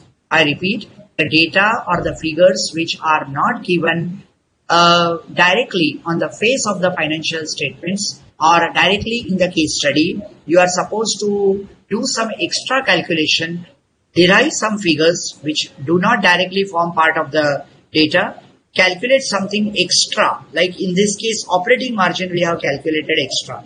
And what you calculate extra, which is out of way, what we say, if you go out of way, that will definitely attract the attention of the evaluator. So therefore you must calculate operating margin. किसी ने पूछा नहीं है आपको operating margin calculate करो, but still you have calculated operating margin. How it is done? By calculating profit percentage. For water distribution operation, the percentage is only 17.12%, and for water bottling operation, it comes to 36.02%. ये figure कहाँ से आए? I gave you the formula. Operating margin is equal to operating profit divided by revenue or turnover. So look at this. For water distribution, we look at the calculation. 1 minute. I take you to the original data. Water distribution operation. 95 is the operating profit. So you divide 95 by 555 and multiply by 100. You will find 17.11% around. That is the revenue, that is the operating margin that comes to 95 upon 555. So around 17%. And if you see, we have noticed, we have worked out evaluation 17.12%. All of you are convinced with this calculation. Don't accept the figures which are given blindly. You do the calculation yourself. 17.12% is the water distribution operation operating margin, and water bottle operation operating margin comes to 36.02%. Now the picture is very clear that management is minting money out of water bottle operation. The margins are quite high because management has freedom to charge any rate, any price to the customer as far as its water bottle operations are concerned. But for water distribution operations, it is under regulation and control of the government, and therefore it is only 17.12%. So operating margin from WBO, and now we advise the management, operating margin from WBO short form is water bottle operation. WDO is water distribution operation. Operating margin is 36.02% as compared to WDO, which is 17.12%. Anubhav Ltd may use WDO activities as a trusted source of cash profit to reinvest in the expansion of WBO. Now, this is something which is our suggestion, which we highlight. This is something which should click you as much as possible, that if one division is earning lower margin, other division is earning higher margin, we make use of division earning lower margin. Only we look at that division as a cash generating, resource generating activity. So it may use WDO activity as a trusted source of cash profit. Why trusted source? Because this is bound to come. The customer base is assured. You are supplying water to the general public and therefore there is guaranteed demand and therefore trusted source 100% ये तो income आना ही है, cash inflow आना ही है. Doesn't matter margin is low because of government regulation, but this is assured. So trusted source of cash profit, you can make use of it to reinvest in the expansion of WBO. Ultimately, cash inflow generated from one division can be reinvested in other division where you can start charging any price what you feel right. Of course, looking at your own cost, and therefore cost reduction is equally required to be done for overall profitability. You can't charge exorbitantly also for your water bottling plant, and therefore you have to maintain your cost under control. So expansion through acquisition of appropriate non-regulated business using the cash generated by regulated activities might be a good decision. This again I highlight. This is a suggestion or a recommendation. You can expand through acquisition of appropriate non-regulated business. Now it is highlighted that expansion through acquisition of appropriate non-regulated business. Which is non-regulated business? Water bottling plant is a non-regulated business. So you can concentrate all your efforts, all your energy, attention on improving the profitability of water bottling division, और उसके लिए जो पैसा लगेगा, cash inflow will come from water distribution operation WDO, and you can use that cash profit, reinvest in WBO, and that could be a right decision, a good decision. That is what we suggest in constraints, theory of constraints under restricted environment. Further, this is strategy 1. Strategy 2, that everything will revolve around strategy, because the name of the subject, don't forget, it is strategy cost management. So everything will revolve around management strategy. So Anubhav Ltd may improve the profitability by controlling the cost. That is another brainstorming thought process which you should leave in the minds of the management. Control the cost within WDO activities. If you can't increase the tariff charged by WDO division, at least control the cost, right, through performance measurement. So here comes into picture our chapter. The case study, you should always quote the name of the chapter, the name of the topic, not just anywhere, wherever you like, but at the appropriate location, at the relevant location.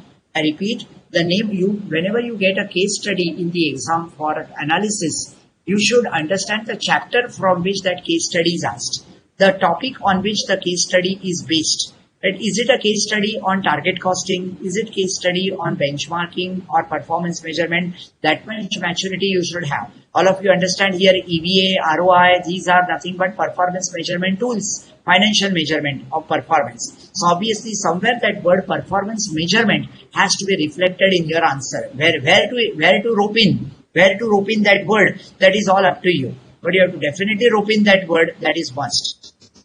So company can improve the profitability by controlling the cost within WDO activities through performance measurement. Right?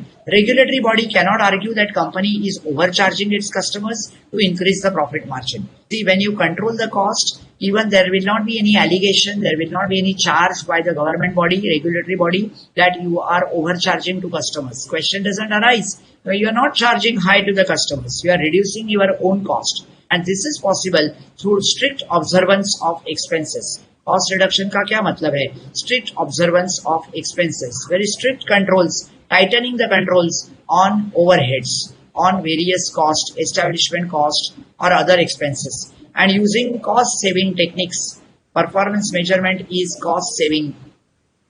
Performance evaluation is in terms of cost saving techniques through efficiency improvements. And in order to control the cost within WDO, target should be based on minimal variances and adopting cost cutting measures, cost cutting methods. So we have again here, if you get a chance, you can talk about value analysis, value engineering, right? This chapter you don't have this understanding of value analysis, value engineering, but in a separate chapter you have studied, or you will study separately, what is value analysis, what is value engineering, brainstorming on ways in which you can add value, design new ways of adding value and reducing the cost altogether, exploring innovative ways. So all that is value engineering techniques. So there are various cost reduction or cost cutting methods, ensuring that the targets are based on minimal variances. See to it that the expenses are kept under control. So there has to be a separate paragraph on cost reduction, cost control, cost saving, cost optimization, whatever you may call it. That is ensuring that the targets are set in such a manner that there are minimal variances, right? And cost reduction measures should be used. By which division? By WDO, that is distribution division. Because distribution division is obviously under radar, obviously under regulation by the government. So you cannot increase the tariff, you cannot increase the charges, only costs have to be monitored and maintained. That is the only way out. And if you do so, government will not have any objection because you are not overcharging to the customer. Overall, we also say the next point, in WDO there is only a limited scope for increase in the operating profit, since maximum operating profit allowed is 99.54 crores. See how additional information you are giving. 7% of 1422 crore. Very categorically given. 7% is the acceptable norm, and we looked at government's valuation standards. The capital employed as per government's valuation standard is 1422 crores. So 1422 crores is the capital employed as per government valuation standard, multiplied by 7%. That means government does not want you to earn profit of more than 99.54%. Operating profit cannot increase 99.54 crore as far as WDO division is concerned. Now this 99.54 is not given in the question. The question what is given is 7%. Question what is given is 1422. And I always tell you, if what is not given in the question, if you do some calculations extra out of the way, if you go out of the way and do some calculations which are extra, that will definitely add value in your answer. Now this point is a hatke point, of course a definitely important point, that your operating profit anyway cannot exceed 99.54. And how much is the profit which company is making right now? 95 crores. We are just now seen company is presently making a profit of 95 crores. See, look here, 95 crores. 95 crores is the profit made by the company. 95 crores. And vis-a-vis 1422, which is the capital base. So 95 से कितना बढ़ा सकते हैं? WDO can increase the operating profit from 95 to 99.54. That's it. This is hardly any marginal scope for increase in the operating profit. So the only way that Anubhav Ltd can go is expand its WBO, that is bottling plant, as this is producing higher operating profit margin. So that is the only way out, that you reduce the cost of WDO, point number one, and whatever cash inflow you generate from your distribution operation, you can use it for your water bottling plant. This is producing higher profit, operating profit margin. So we have completed this case study. As usual, what are the learning points from this case? Learning points are, number one, EVA calculation should be done based on the capital employed as per government norms. Point number one. Because EVA calculation should be done based on capital employed as per company's norms, but government norms should be used for calculating ROC, return on capital employed. Because return on capital employed is the requirement of the government. 7% norm which they have set up is their requirement. So when you do like-to-like comparison, obviously it should be based on the return on capital employed based on WDO only. that is distribution division and not for the company as a whole. But EVA has to be calculated for the company as a whole. While calculating EVA, you have to add back non-cash expenses, also add back certain expenses which are in the form of amortization, write-off, and so on. Make necessary adjustment to arrive at NOPAT. I think the case is very clear and fresh in your mind. You can relook at these calculations, and if you have any queries, please ask in the separate link that is provided to you. Friends, we will take here a 10-minute short break, and afterwards we will continue with another case study. This case study made use of two concepts. One was EVA and second one is ROC, return on capital employed. Of course, apart from that, we had understanding of regulated businesses and how to maintain profit of regulated business, particularly public utility services. Very classic case. We will learn another case again on EVA and coupled with some other topics, right, which is after break of 10 minutes. So thank you.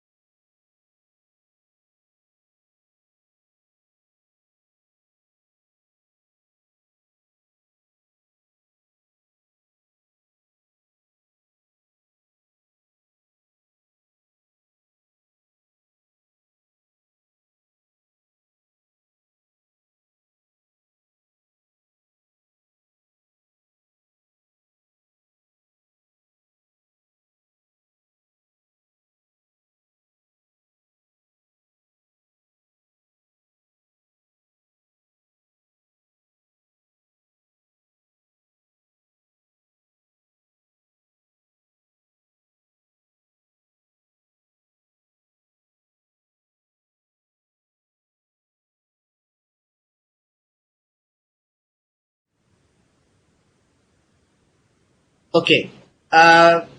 We have discussed the case on EVA, and there are some questions which have come during the break. I just happened to scroll through the questions, and I will respond to those questions one by one. Everything is fresh in your mind, and therefore you will be able to appreciate the explanation.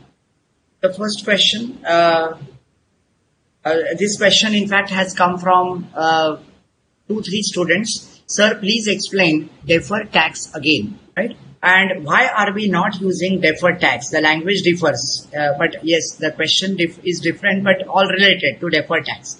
Sir, please explain deferred tax again, and why are we not using deferred tax in obviously, I am assuming in calculation of NOPAT. If you recollect, it was mentioned very clearly that deferred tax balance has already been adjusted while arriving at tax paid for the current year. And tax paid for the current year, see, the explanation is what is deferred tax? We are paying tax for the next year in the current year. We are paying tax for the next year in the current year. That is deferred tax asset. So obviously, while calculating NOPAT, net operating profit after tax, this is for the year. Students, please understand, NOPAT is being calculated for the year, net operating profit after paying tax for the year. So if any tax is pertaining to the next year, deferred tax, obviously that I will not consider, I will not adjust in my current year's NOPAT. So there is no question of giving any effect for deferred tax while calculating NOPAT. This answers the question. Please, I will repeat again, deferred tax is the tax which you are paying for the next year in the current year. So current year, when I pay the tax for next year, while calculating profit after tax for the current year, we will not take into account deferred tax at all. And here deferred tax has been adjusted. The tax liability which is worked out, I think it was 18 crores tax liability. We go back to the figures. The figure of 18 crores. Just let me take you through the calculations in the first part. The question, say tax paid is 18 crores.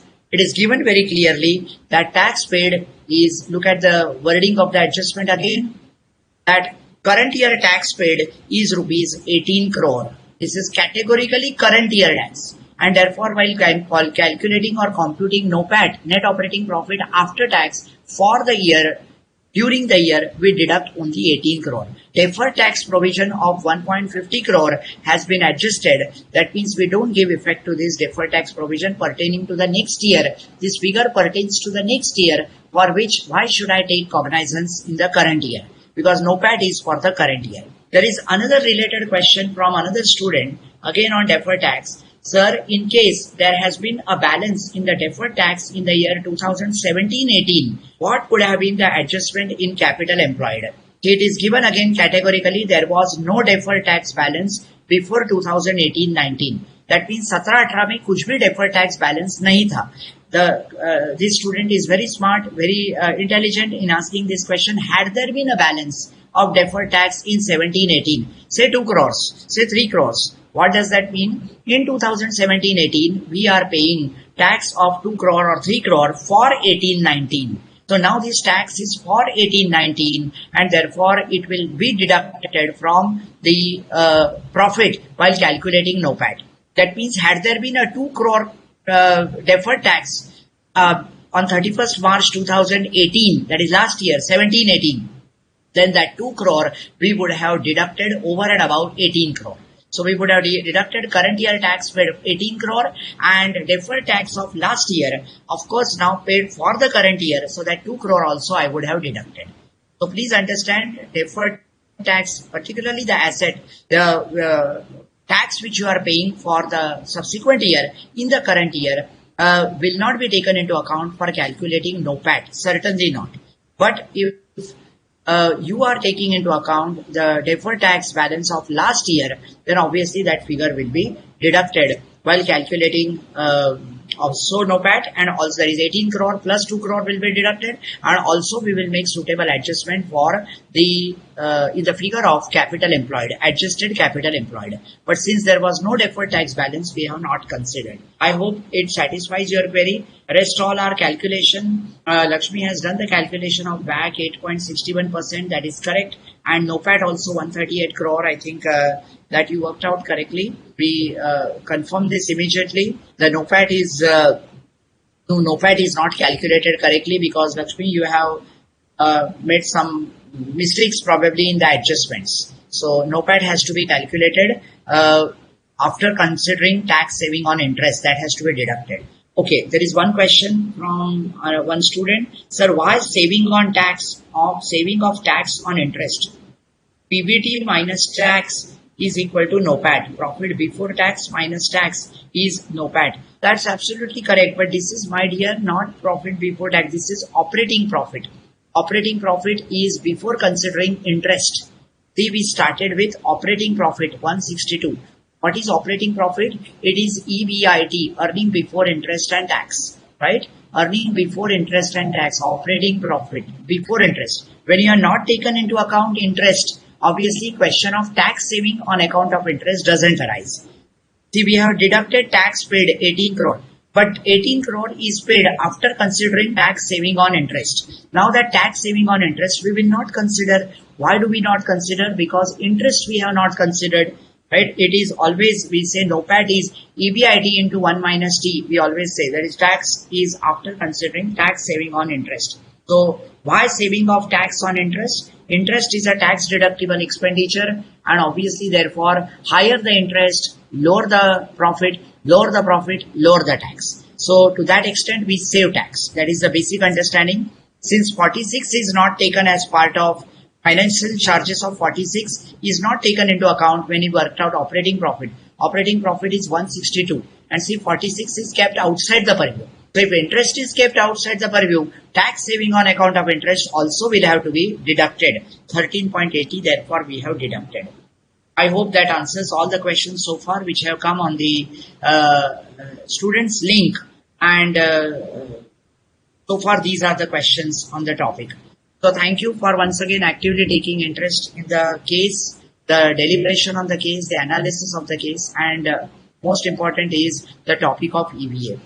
You will be able to appreciate now these calculations and the minute details, particularly in terms of tax saving on interest or in terms of provision for doubtful debt. That was again a catch in this question because we had to work out phi, which is balance at the beginning of the current year, 9 minus 4. And also there was a challenge in calculation of adjusted capital employed. So that was another challenge, adjusted capital employed 1512, adjusted opening capital. Alright, so we move to the next case on EVA. This I will highlight for the benefit of everyone. Give me a minute. This is I think case study number 7 we are doing. This is 8 as per my record, but what we have done in the class is case study number 7. This is 7th case study on EVA.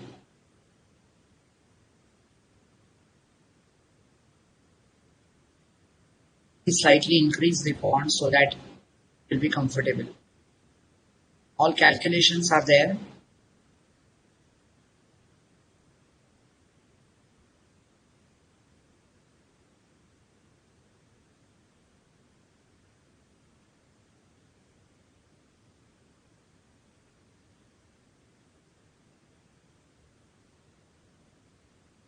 First we read the case.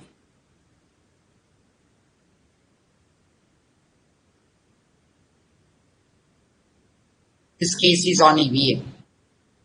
Go through very slowly so that key points we can highlight.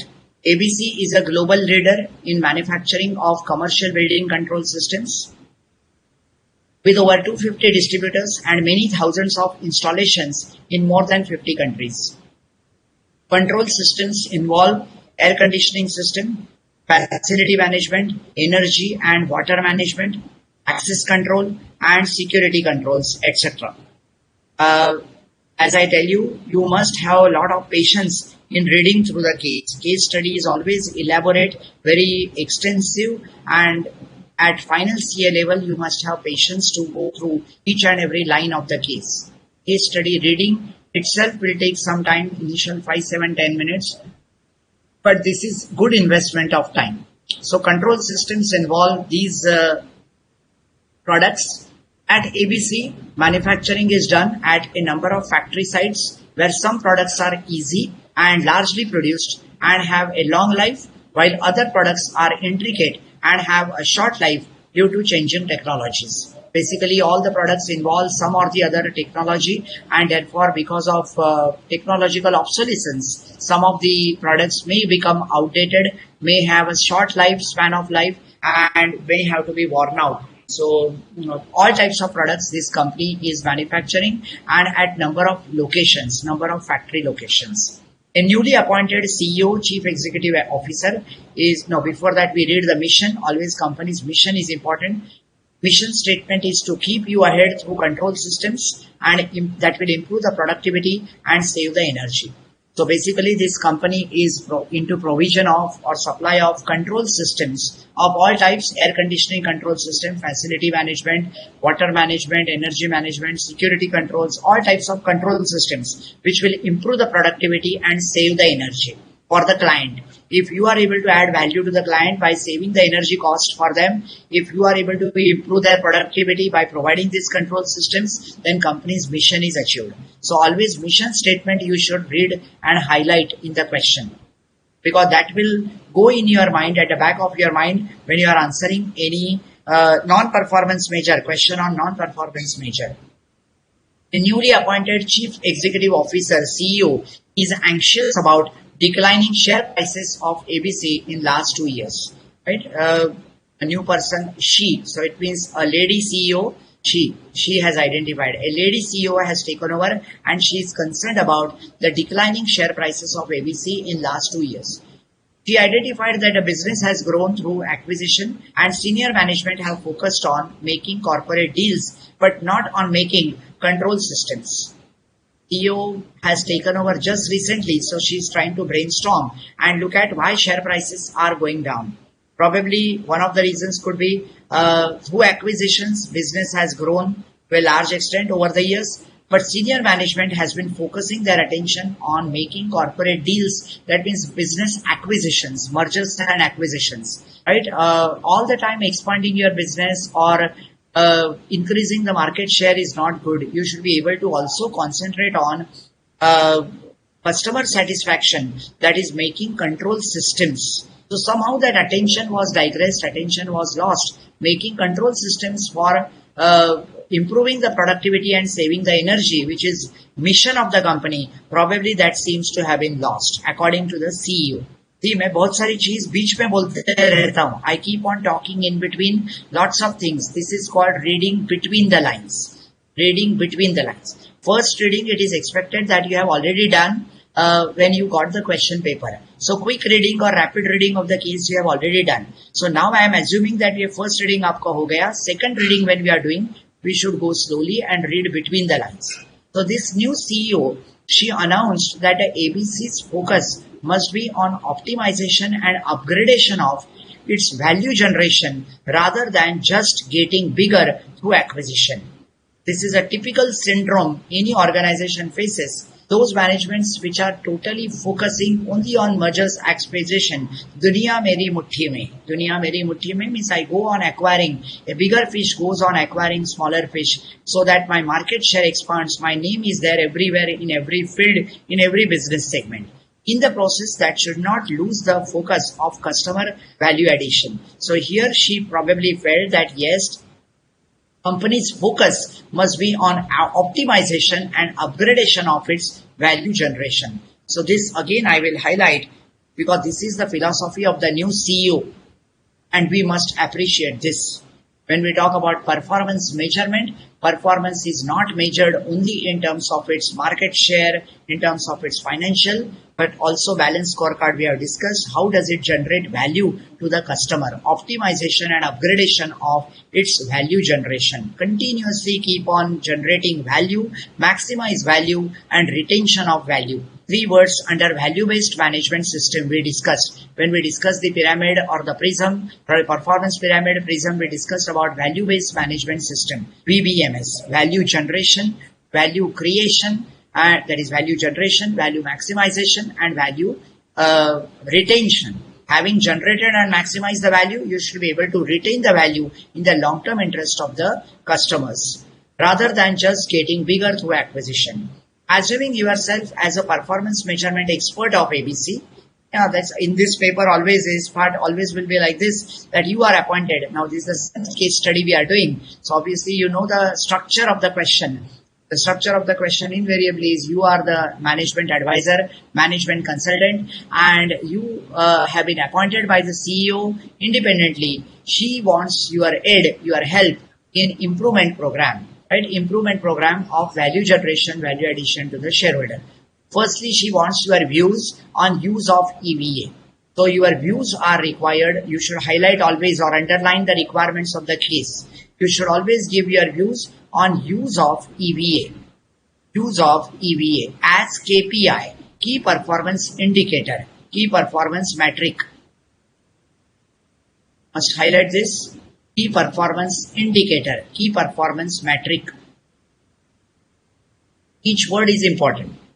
She has asked your views. As a student, I will always highlight what is expected of me so that I don't lose sight of what is expected of me. I don't lose sight of the question asked in the question paper. So my views are required on use of EVA as the key performance indicator.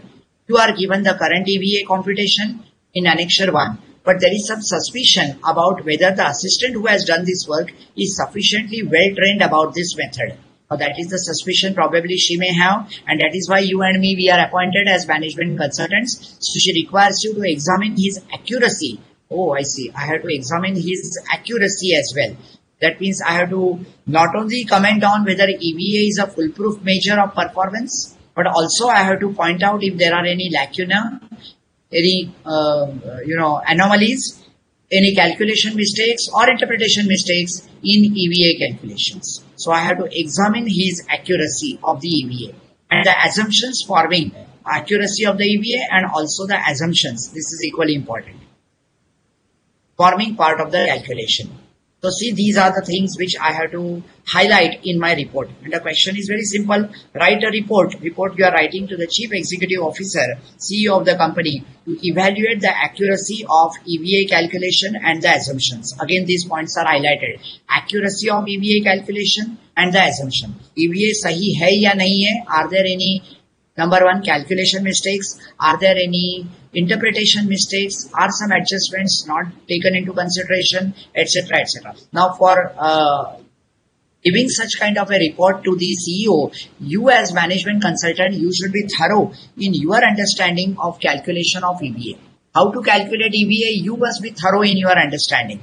So all the adjustments which are done in terms of NOPAT, net operating profit after tax, capital employed, adjusted capital employed, WACC, all that you should be absolutely clear. Now I will not write the formula etc. on the whiteboard because already I had mentioned in the earlier case study and I had given this in writing in the Word document itself. Right? So separately again, and it's fresh in your mind. Let's look at the annexure. I will try to align this properly so that it is clear. Because when you increase the font size, the alignment of the figures goes for a toss. In our paper, always calculations are very important. Operating profit notes, alright, these are called as notes. Any doubt you have, you can write in the query that is asked. So operating profit, 1102.80 lakhs. Add non-cash expenses, marketing expenditure which is capitalized, 46.20, less tax. Now, whether right now I don't comment at all whether right or wrong, what is this? You have to read between the lines. You have to interpret. based on the additional adjustments or data what is given. Marketing expenditure capitalized 46.20, less lost tax relief on interest. Lost tax relief on interest. What we say tax rebate, right, on account of interest. The wording or terminology here is different, but this is nothing but tax rebate on account of interest. Tax shield on account of interest, which is lost. Net operating profit after tax, that is NOPAT. So these are adjustments. The notes are given in note number 7 for marketing expenditure and note number 9 for tax. Both these things are categorically clear. Capital employed, now we look at. And I will do the alignment. You can keep on taking the pick. What I suggest is when a particular slide is open, particular Word document page is open, take a pick. For example, I'll give you 1 minute to take a pick of this. Take a pick of this quickly. All students, please take a pick of this document. This is calculation of NOPAT. Quickly on your cell phone, take a pic so that you can make use of these figures and correlate these figures, mapping. क्योंकि आपको prove करना है that these calculations are wrong and instead of this, the correct calculations are like this. You have to make use of this data very repeatedly and regularly. Now take a peek of this, that is capital employed. So this screen is in front of you, capital employed.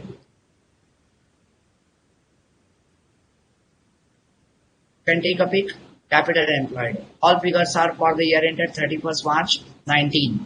And note number 10 is for financials from the statement of financial position. You are getting figure of capital employed. Add marketing expenditure capitalized 46.20. So we have added to capital employed marketing expenditure capitalized 46.20. That is note number 7. Same 46.20 which was 46.20 which was considered over here, 46.20 added back. Here also we have added back marketing expenditure capitalized to this.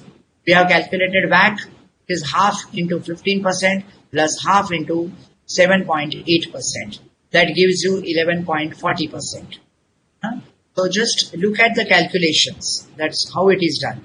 And then the EVA is calculated, which is NOPAT 860.64. Let us look at these figures. 860.64, that is the figure of NOPAT, which is picked up here. These are calculations done by that person who is working in the finance function. Minus capital employed 4848.20 into 11.40. 4848.20 into 11.40. You can see all the workings are given above. So WACC is 11.40. Here 11.40 is the WACC. Right? Based on 50-50 debt and equity, probably half-half. Debt equity is 50-50. And cost of debt and cost of equity is given. Cost of equity 15%. Cost of debt is 7.8%. Probably, so that is why this is 11.40. And 4848 is adjusted capital employed. So all the calculations are in front of you. And I'm assuming that you have taken the pick. Take the pick of this also. You are given assumptions and notes. So let's read the assumptions and notes one by one. First assumption is debt equity ratio is 1:1. Debt equity ratio is 1:1. Assumption number 1. That is by 50-50 while calculating cost of equity into equity content plus cost of debt into debt content. Cost of equity is 15%. So 15 multiplied by half plus cost of debt pre-tax is 7.80%. And 7.80% you can see on the top. While calculating, this is a mistake. देखो इधर ही mistake पता चला. This is mistake number 1. 7.8 is pre-tax. So always you have to take into account 1 minus t. So 7.8% multiplied by 1 minus t. वो कहाँ किया? Multiplied by 1 minus tax rate किया ही नहीं है. So you should deduct 30% tax and then into half. So mistake एक पकड़ा गया. इधर एक mistake पता चला. 7.8. All of you are appreciating. So while going through the data itself, whatever comes to your mind, you should jot down quickly in the notebook or in the exam paper that yes, there is a fallacy, there is a mistake over here in calculating cost of debt. Cost of debt should always be taken as post-tax. So 7.80 into 1 minus t, that is 1 minus tax rate 30%. So 70% of 7.80%. ऐसे लेना चाहिए. But उन्होंने 7.80% ही ले लिया. Interest charged in the period was 163.20. 163.20 lakh is interest charged in the period. So you have to apply this 30% and see whether 30% of 163.20 is taken into account while calculating this loss tax relief on interest. This 48.96 is tax shield on account of interest. So you have to take into account whether the interest portion which is given for the year 163.20, whether 30% is in response to that. That you have to take into account. You can do a quick calculation and see whether it is matching. 48.96. Is it coming to 48.96? Yes. Tax relief on interest is 48.96. What is this? This is 30% off. So this figure is matching. It is 30% off. 48.96 is 30% off 163.20. So case study padte, you have to do these calculations on your own and just get yourself satisfied with the calculations and get a confirmation that these things are all right, but these things are not correct. So probably interest and tax saving on account of interest is calculated as correctly. In current fiscal year, ABC spent rupees 80 lakh in training and development by leveraging the latest digital technologies, including virtual classrooms, to deliver highly relevant training to staff at the point of need. So this is the additional amount which company has spent, 80 lakhs in T&D, training and development, by leveraging on latest digital technology. A virtual classroom, what you are having right now, where all virtual classes are going on, new technology developed, capital expenditure incurred, but additional amount on training and development, company spent 80 lakhs in current fiscal year. Marketing expenditure has been rupees 46.20 lakh each year for the last 2 years to build the long-term brand. So marketing expenditure has been 46.20. We also understand the accounting treatment here. Some companies treat huge marketing expenditure if they incur, then they consider that as a part of deferred revenue expenditure. Each company's accounting policy may be different. Some companies write off in the year in which it is incurred, but some companies treat it as deferred revenue expenditure and they amortize over a period of time. So here marketing expenditure has been 46.20 lakh. And that is the figure what we get to see on the top. Marketing expenditure capitalized here, that note number 7, 46.20 lakh. So company has capitalized this expenditure and that is why it is added to the capital employed. As you can see there, added to capital employed and also added to your profit figure, because this is a capital expenditure for the time being according to the management. So, 20 lakh during this year for in-depth study of some protocols, right? TLP, TCP, IP protocols, intellectual property rights are there, all of you understand. So in order to maintain the intellectual property right and register your particular brand, R&D spent is around 20 lakhs so that others don't copy your brand, others don't copy your trademark. And these products have not yet been launched. So R&D is an ongoing activity. Company keeps on spending R&D. In the last case study we discussed, R&D expenditure is also considered as deferred revenue expenditure. We amortize over number of years so that the benefits will accrue over more than 1 year. Then we have ABC Ltd paying tax of 260 lakhs, while tax charged as per accounts was 269.60 lakhs. Actual payment is only 260, but what he charged, right, as per accounts was 269. So there is a difference. So accordingly, adjustment has to be done. Solution I will push in the next page so that we are not tempted to look at the solution. And capital employed during the period from the statement of financial position, both the figures of opening and closing capital is given to you. I will just the alignment. Yeah. Opening and closing.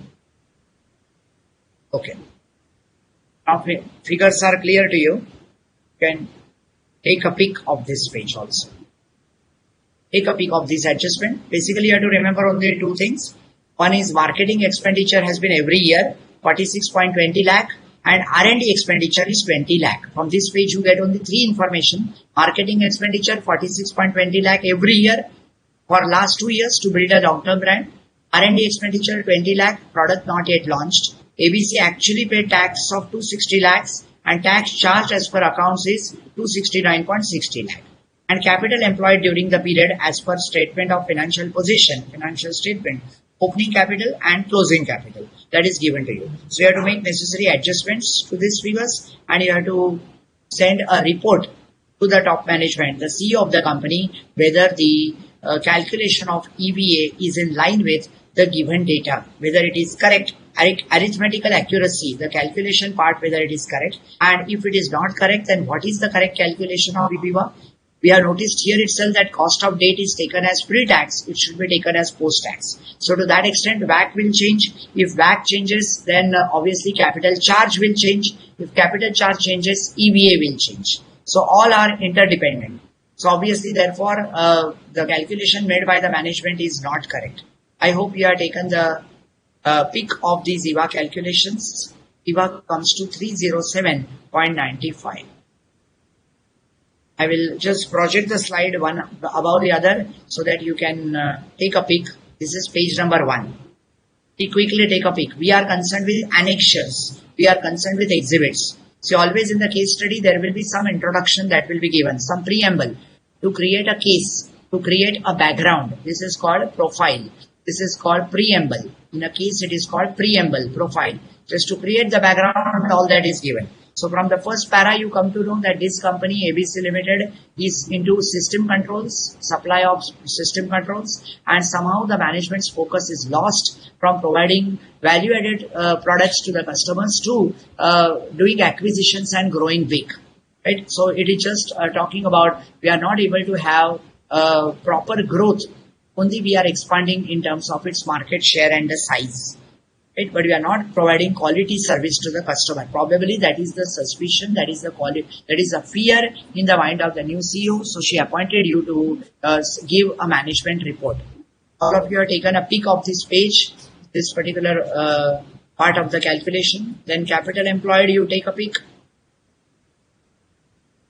WACC calculation anyway is wrong and you will do it again yourself, but still you can take a peek of WACC calculation.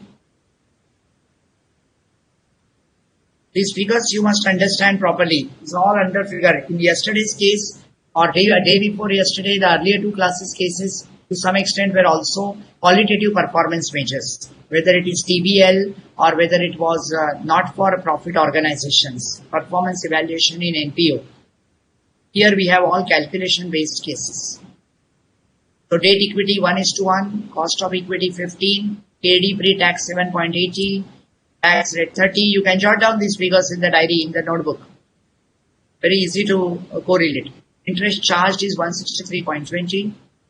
Company spent 80 lakh training development, 46.20 marketing expenditure, R&D 20 lakhs. Take a peek. Actual tax paid 260. As per accounts, what is charged is 269.60, and capital employed is so much. Now, ideally, in the physical classroom, we give time to the students to do the workings, but here we have to catch up with the time and also complete our calculations and the discussion, and therefore we will go ahead with our approach solution. Right? So therefore, without giving you any time for doing the workings, yes, we straight away look at how are these calculations made. Look at this. You have added back to your operating profit 1102.80 is your operating profit. You have added back non-cash expenses 30.20. Marketing expenditure which is capitalized 46.20. Report we will look at later. Training and development we have added 80 because that is again on training and development of new employees. Training and development, of existing employees, but mainly into the new technology. So these are the calculations which are made. Try to put it on one paper so that you will be comfortable.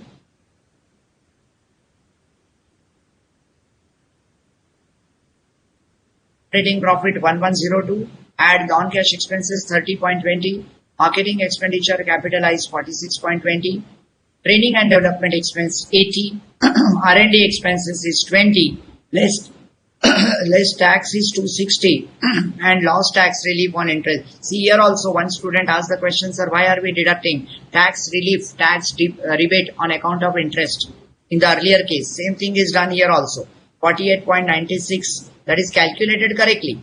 On finance charges or on interest, the calculation of tax 30% is correct. 48.96, what is done by the management. But you have to deduct this because interest is not deducted. You start with operating profit.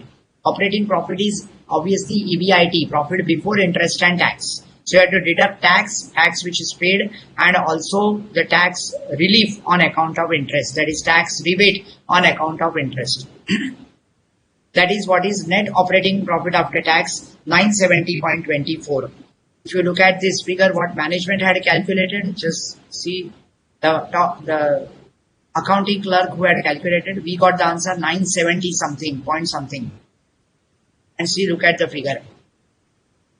860.64. Figure में discrepancy आ गई. What NOPAT was calculated by the clerk, by that finance person, is 860.60, and we got 900 something. Right? So non-cash expenses are correctly deducted, correctly added back. Marketing expenditure is correctly added, 46.20. The tax relief is correctly deducted. But see, the tax deducted is what is as per accounts. No, we should always deduct tax paid. So friends, please keep in mind that we deduct while calculating NOPAT tax paid. Your conceptual knowledge on calculation of EVA, calculation of NOPAT is being tested. Your conceptual knowledge is being tested. Does student know whether he or she is required to deduct tax paid? And as you can see, it is given, tax paid is given as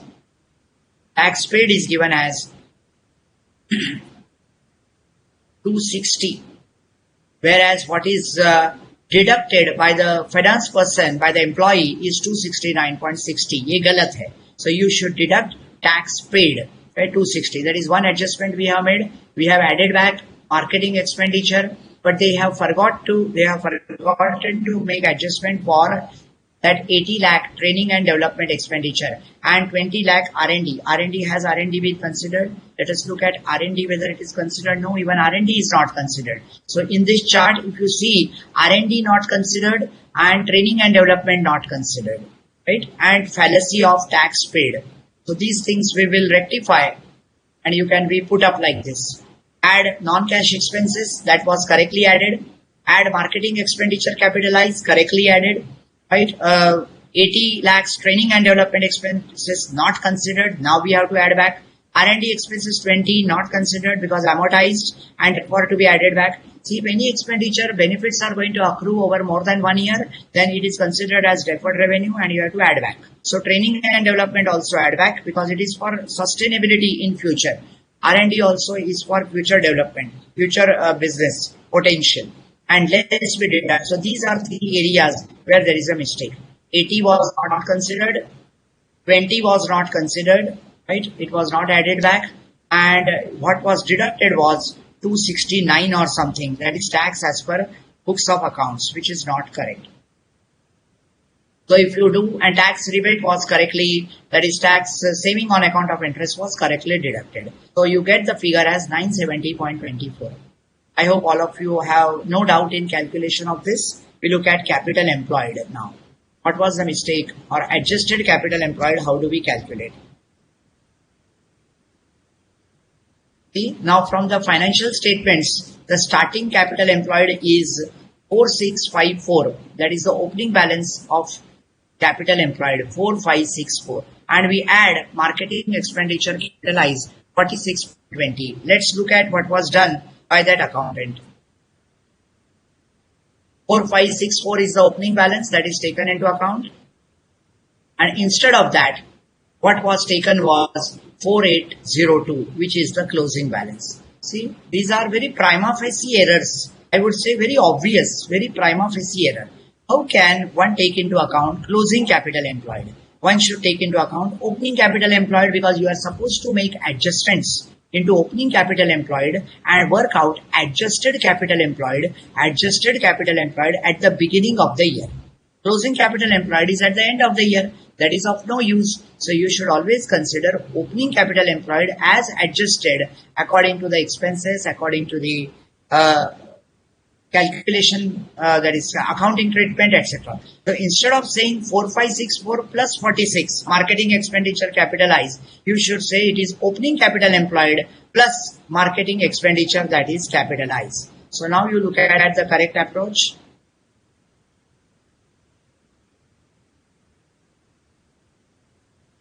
Look at the correct approach.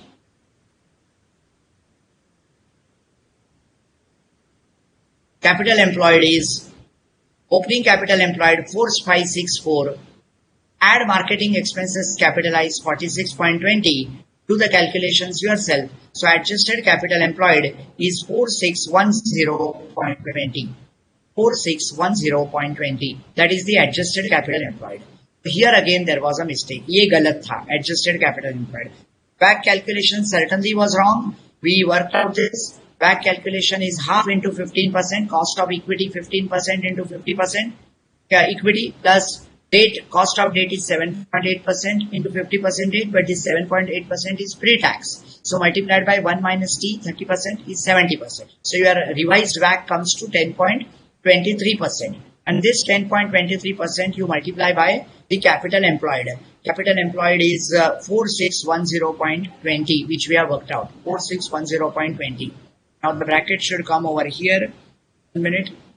4610.20 lakhs is capital employed multiplied by 10.23. That is cost of capital, weighted average cost of capital. And this you deduct from NOPAT. NOPAT what we calculated was 970.24. 970.24.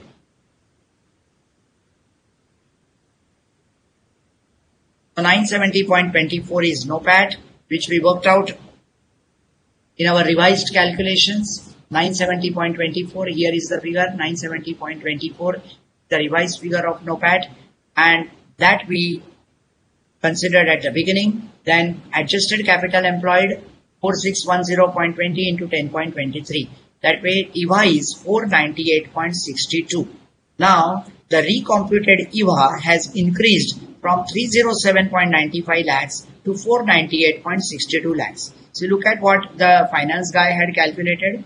Finance guy had calculated EVA of, you can see the calculation, EVA of 307.95. See, he calculated EVA of 307.95. Ye totally galat tha. So which were the three mistakes made by him?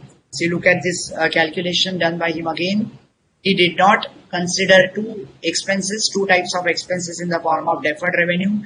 One is 80 lakhs on training and development, and other one is R&D, that is 20 lakhs. So though expenses, two types of expenses not covered, right? He started with operating profit correctly, added non-cash, added marketing expenditure capitalized, but did not consider 80 lakhs and 20 lakh. 80 lakh is training and development, which is in the form of deferred revenue, and 20 lakh also in the form of deferred revenue, that is R&D, which he did not add. Secondly, he did not consider tax. So this was mistake number one, two types of expenses not considered. Mistake number two, tax paid is not considered. He considered tax as per accounting records. Right? Tax provision maybe, or tax which is charged to P&L. Now this is not on the basis of actual payments made. So that was the second type of fallacy.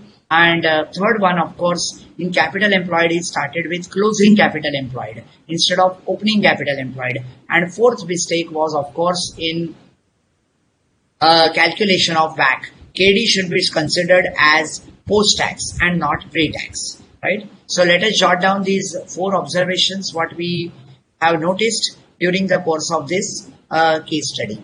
And that will highlight all of you also. Please take down these observations, what he has not considered.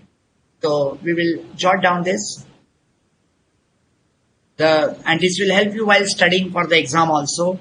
You say fallacies or mistakes, simple English, you can say mistakes made by the accountant. Number one, R&D expenditure. R&D expenditure and learning and development. I'm writing L&D. In the corporate, it is known by L&D. L&D expenditure, not considered. Not considered. R&D expenditure and L&D, learning and development expenditure, not considered in computing NOPAT. In computing NOPAT. Both are deferred revenue expenditure, that you have to understand. They are deferred revenue expenditure. Deferred revenue expenditure.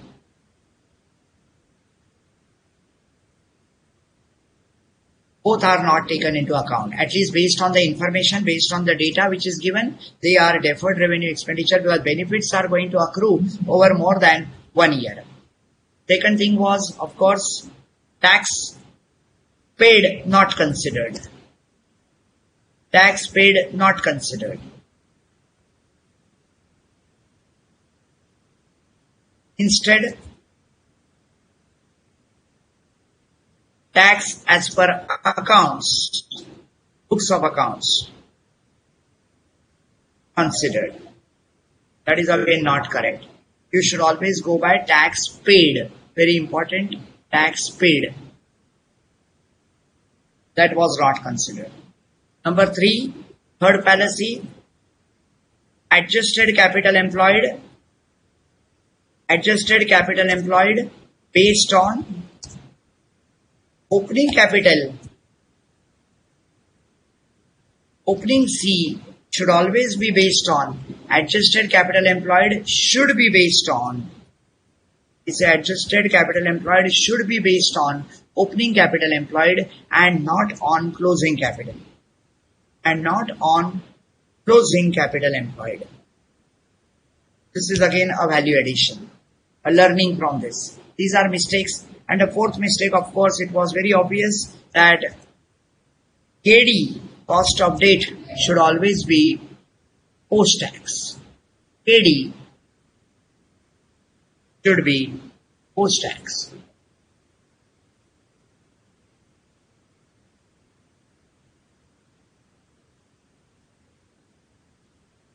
KD, cost of debt, should always be post-tax for calculation of WACC, for WACC calculation. For WACC calculation. Please take down these 4 points of learning, the mistakes. When you are reading the case, at that time you should make your own notes and you should make your own observations. So, KD should always be post-tax for the purpose of WACC calculation. In this case, it was considered as pre-tax. Adjusted capital employed should always be based on opening capital and not on closing. Here the finance person considered on closing capital employed. So I am highlighting the keywords opening capital employed. Always you should carry the adjustments. KD should be post-tax. That is to be highlighted. And tax paid should be considered. Instead, tax as per accounts was considered. That is not correct. And R&D and L&D expenses were not considered in computing NOPAT. Were not considered means not added back in computing NOPAT because it is deferred revenue expenditure. When I say don't see, it can be misinterpreted also. When one says not considered means it should not be considered. So I should say not added back. That would be the appropriate word, not added back in computing NOPAT.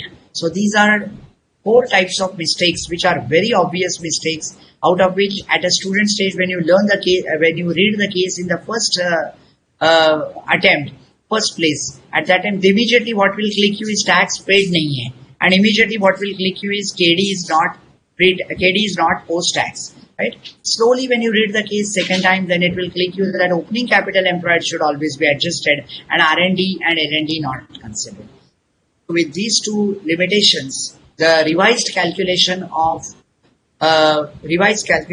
EVA comes to 498.62 lakhs. So recomputed EVA has increased from 307.95 lakhs to 498.62 lakhs, which shows a positive position for ABC as it adds up the shareholders' wealth. We always say any figure of EVA which is higher than the figure of EVA computed earlier, whether as per earlier record or as per previous year, whatever, any increase in EVA is welcome because increase in EVA results in value creation.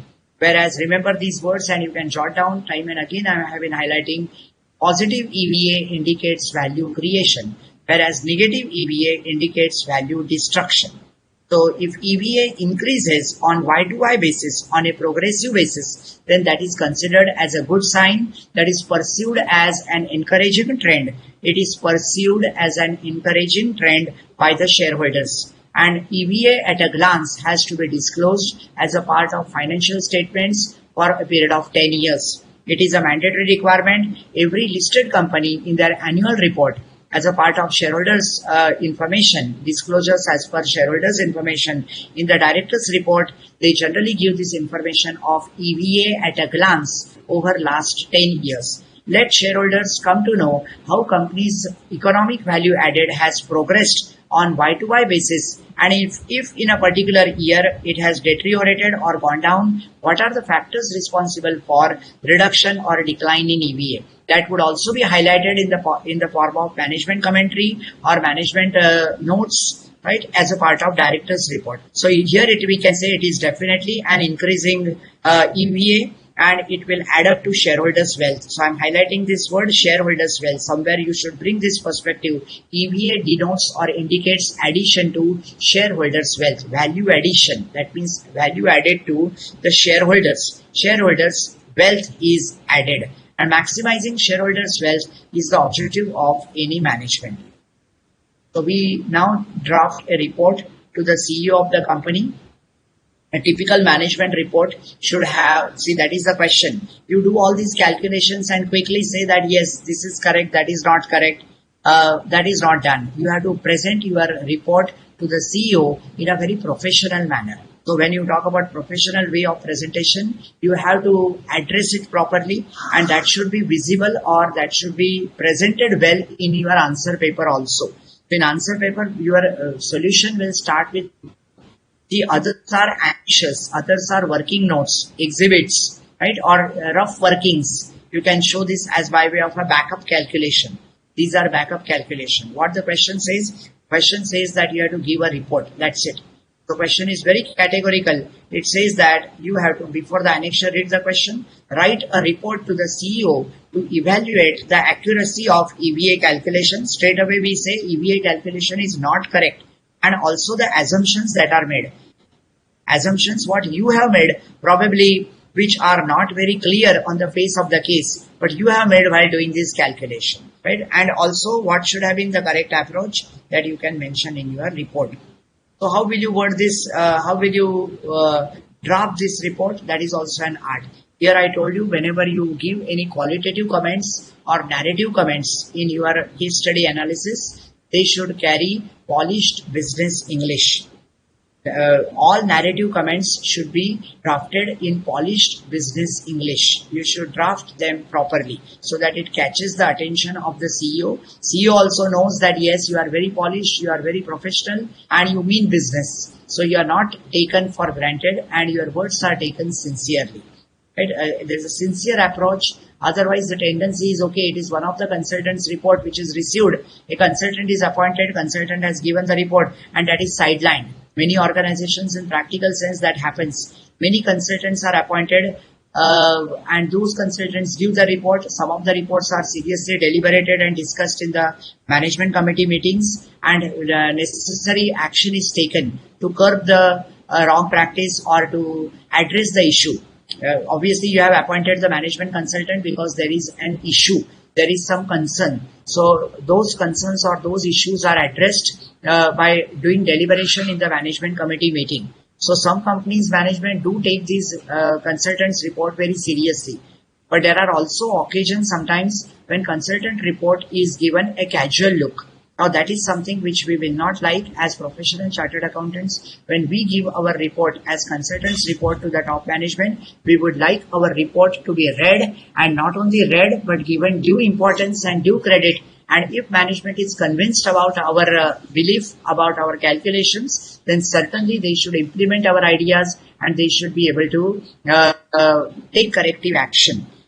then only there is a merit. It is not just the question of getting fees out of the consultancy assignment, but we should be able to generate value for our clients. Here we are talking about non-performance measures for the company, for the clients of the company. So here we talk about we as professionals. When we submit a report to the top management, we are appointed at their request, at their initiative, and therefore we must satisfy their expectation by giving them value-added report, by giving them quality report. Now this I have never said so far in my commentary, because we never came across in any of the cases any management report, right? So this case gave me an opportunity to also discuss about these areas. Look at the report, how it is drafted. A report should always have a title. So we say report addressed to the CEO of ABC Ltd from performance management expert, who is from and to. That structure is there. There is a dhacha or a structure. So from performance management expert, date is say 31st of May 2019. That date has to be given. You can do the font size, alignment, all that is designing part. So that you can take care of highlighting something, putting the logo of the company, the logo of your LLP or the consultancy firm, that you can do it yourself. In exam, all these things are not possible. So at least basic things you must write. The subject has to be there in the management report. So evaluation of EVA at ABC, that is the requirement. You are supposed to evaluate the calculation of EVA. So evaluation of EVA at ABC. First paragraph, you always discuss what is EVA. So EVA provides a link between decisions, performance measures and rewards, which focuses managers on performing better. Now this is something which is not a very specific kind of an observation, but you can write in your own words without looking as though it is a bookish answer. So don't start EVA is defined as. You can't write like this in management report, because obviously CEO knows what is EVA, right? And therefore you don't say EVA is equal to this minus this and so on. You straight away say that EVA is an important performance measurement tool. मैं तो ऐसे ही चालू करूंगा. It is a very important performance measurement tool, a financial measure of performance. So you have highlighted the chapter from which this case study has been asked. That is, you have highlighted the chapter from which the topic from which this case study is covered, and that is performance measurement and evaluation. So EVA provides an important link between decisions, performance measures and rewards, which focuses managers on performing better.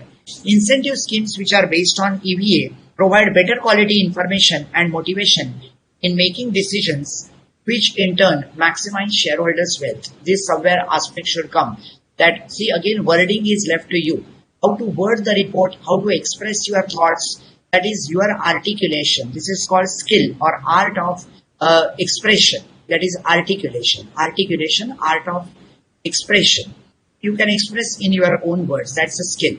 But somewhere that point should reach, and that is it will enhance shareholders' wealth, EVA. It will motivate the managers in getting incentive schemes, because incentives are linked with EVA.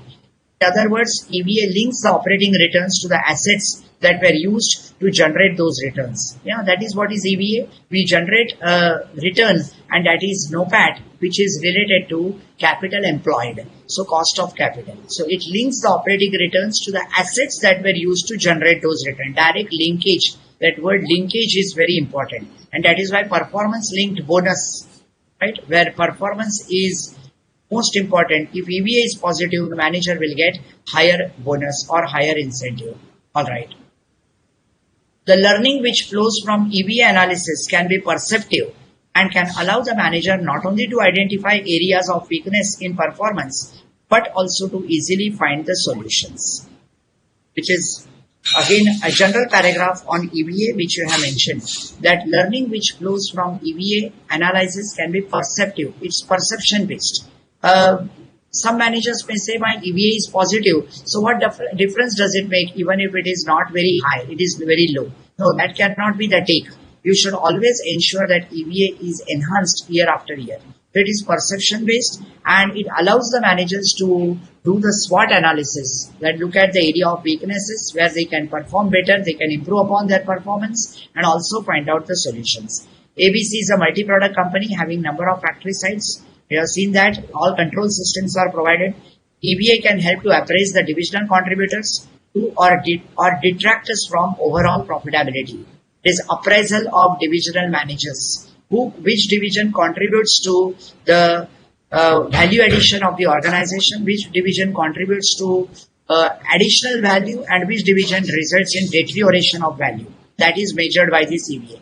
Thus, managers may be educated through EVA and pursue such objectives that improve the operating profits, investing more capital. In addition, this report deals with evaluation of the accuracy and assumptions used in the calculation of ABC's EVA. So, we have in the second paragraph talked about how this company should pay attention to EVA as the performance measurement tool, right? Because managers can always do the SWOT analysis.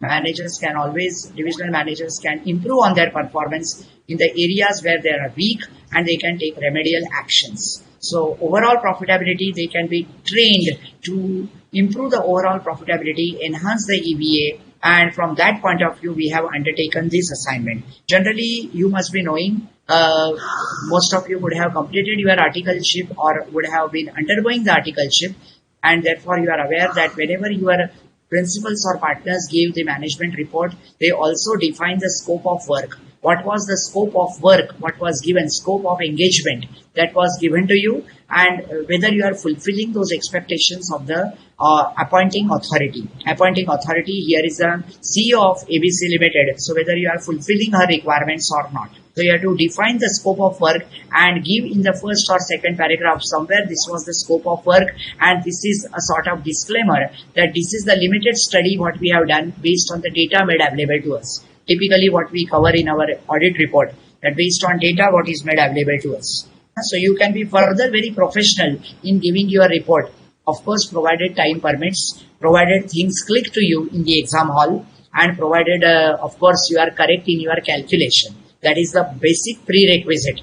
My dear student friends, please understand that you have to be thorough in your calculations, precise in your calculations. If your calculations are correct, then only other things are given weightage. So how nicely you have drafted the management report, etc. will carry weightage, will carry importance, provided your EVA calculation is correct.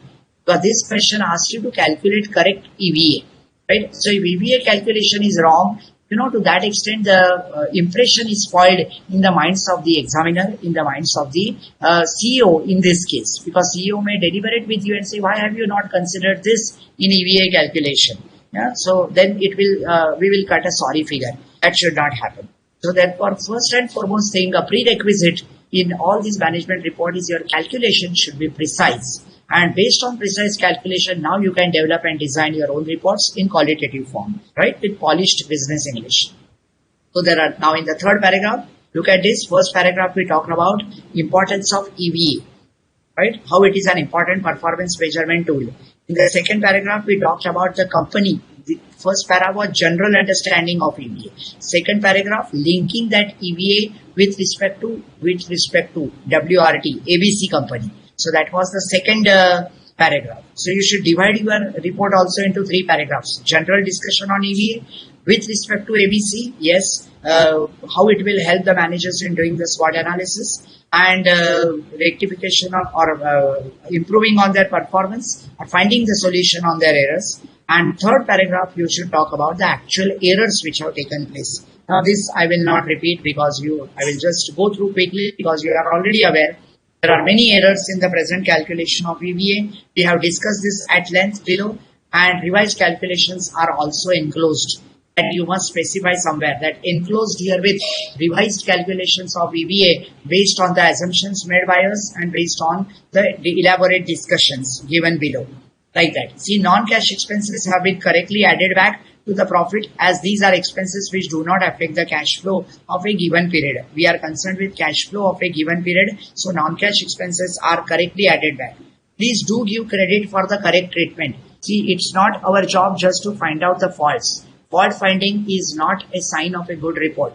Yes, we are certainly finding out the mistakes in the calculation, but at the same time, we are also appreciating the correct adjustments or the correct effect or accounting treatment given by the finance person. So non-cash expenses have been correctly added. Point number one. Addition back of marketing expenditure is also correct as spending contributes to future value creation. I told you deferred revenue expenditure. CEO, if she doesn't understand the accounting language or something, you can also always say that it will add value in future, and therefore we have added back. It is deferred revenue. For the same reason, prior year spending is also added in to capital employed. So it's like double effect. We give two effect for any adjustment, added to capital employed also and added to your operating profit also, because it is going to derive benefits in subsequent years. Training and development, we are giving logical reasoning or justification for each and every adjustment that we carry out.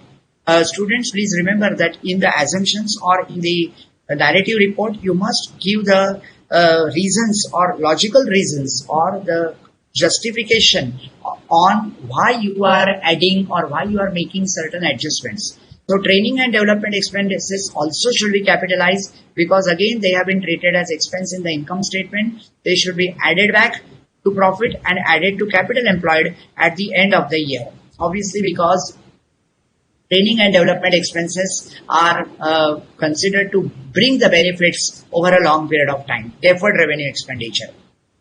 Research and development expenses should also be treated as marketing expenditure for a long period. See, again and again we are talking about deferred revenue, long period. These are all expenses to be added in the long period. R&D, training and development. Then we have also added the marketing expenditure, huge marketing expenditure, non-cash. Tax expenses in the EVA calculation should be tax paid with adjustment of loss tax relief on interest. So tax paid has to be deducted, and also we deduct tax saving on account of interest and not the adjusted amount of tax charged in the accounts. So what is charged in the accounts is not relevant. What is actually paid is important. Cash flow analysis. The second last fallacy. Back calculation is incorrect because it should be based on post-tax cost of debt. That is what we identified. And lastly, generally company takes at least a year's time to earn return on investment. And therefore capital employed figure should be based on beginning numbers. See, we are doing calculation of NOPAT, calculation of EVA for the year, during the year. Please understand logically, economic value added is during the year. So obviously, if we are calculating something during the year, for the year, the base of capital has to be taken at the beginning of the year. And how can we take at the end of the year? It has to be taken at the beginning. So the fallacy in the calculation is they have taken at the end of the year. So that's why we have corrected it, and we have taken the figure of capital employed at the beginning of the year. We should give at least management 1 year's time to improve upon return on investment. So behind every adjustment what we do, we carry out, we have to give a logic or a valid reason in our case study analysis or in our management report. Please bear in mind all these qualitative points which I am mentioning to you. Alright friends, so we have completed to the end of this case, this NOPAT calculation etc. we already looked at. So that's the end of our today's class and also the chapter on performance measurement and performance evaluation of an enterprise. A very important chapter, given 30% weightage in the syllabus, minimum 30% weightage in the syllabus, and of course in the exam also you have seen November 19 question paper you can take out and see case studies of 20 marks have been asked on this topic. Performance measurement evaluation, which is chapter number 8 from the module, and chapter number 10 also is partly covered in one of the cases in November 19 exam. That is the concept of MCE, manufacturing cycle efficiency, which we have not covered. That is in chapter number 10, manufacturing cycle efficiency, MCE. So case study in November 19 exam, which was asked as a compulsory question, question number 1, was a comprehensive case study on ROI, EVA, MCE, other performance in, and for not-for-profit organization also, right? So you will find there were 2 case studies in November 19. Please have a look at them, and while studying for the exam, you should have a comprehensive approach, right? So don't look at any particular chapter in isolation. Sometimes the 2-3 related topics or chapters are covered and they are woven, W-O-V-E-N, woven. Woven means they are connected in a given case. So you should always be ready for such kind of situations and therefore prepare, study very hard. Wish you all the best for your exams. Any doubts you have, you can always ask in the chat box. I'll just refresh and see whether any additional questions are there. Just a minute, please.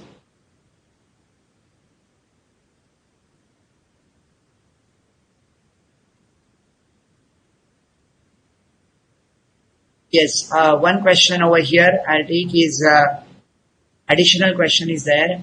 Sir, can we say calculating NOPAT is almost a cash flow statement considering profit? Yes, you are right. NOPAT is real profit, net operating profit after tax is real profit for the purpose of evaluation of a divisional manager. Right? Why are we learning this EVA? From the point of view of evaluation of a divisional manager. So divisional manager's performance appraisal or performance evaluation is based on profit generated by the division in real sense. Real sense means economic sense, economic value added. So true profit, and true profit means cash profit. So we are adding back all non-cash expenses like what we do in cash flow statement. We add back these non-cash expenses. All right. And for capital employed, we have deducted marketing expenditure here as well as NOPAT in NOPAT working. Does it not amount to double effect of expense? No, that is correct. Just now I read out in the analysis also. For capital employed also we add back, we have added back capital employed marketing expenditure and also in the NOPAT working. I will take you back to the calculations, so probably your concern will be cleared. Look at the calculations. These were two questions. One question was, are we doing NOPAT calculation on same like cash flow statement?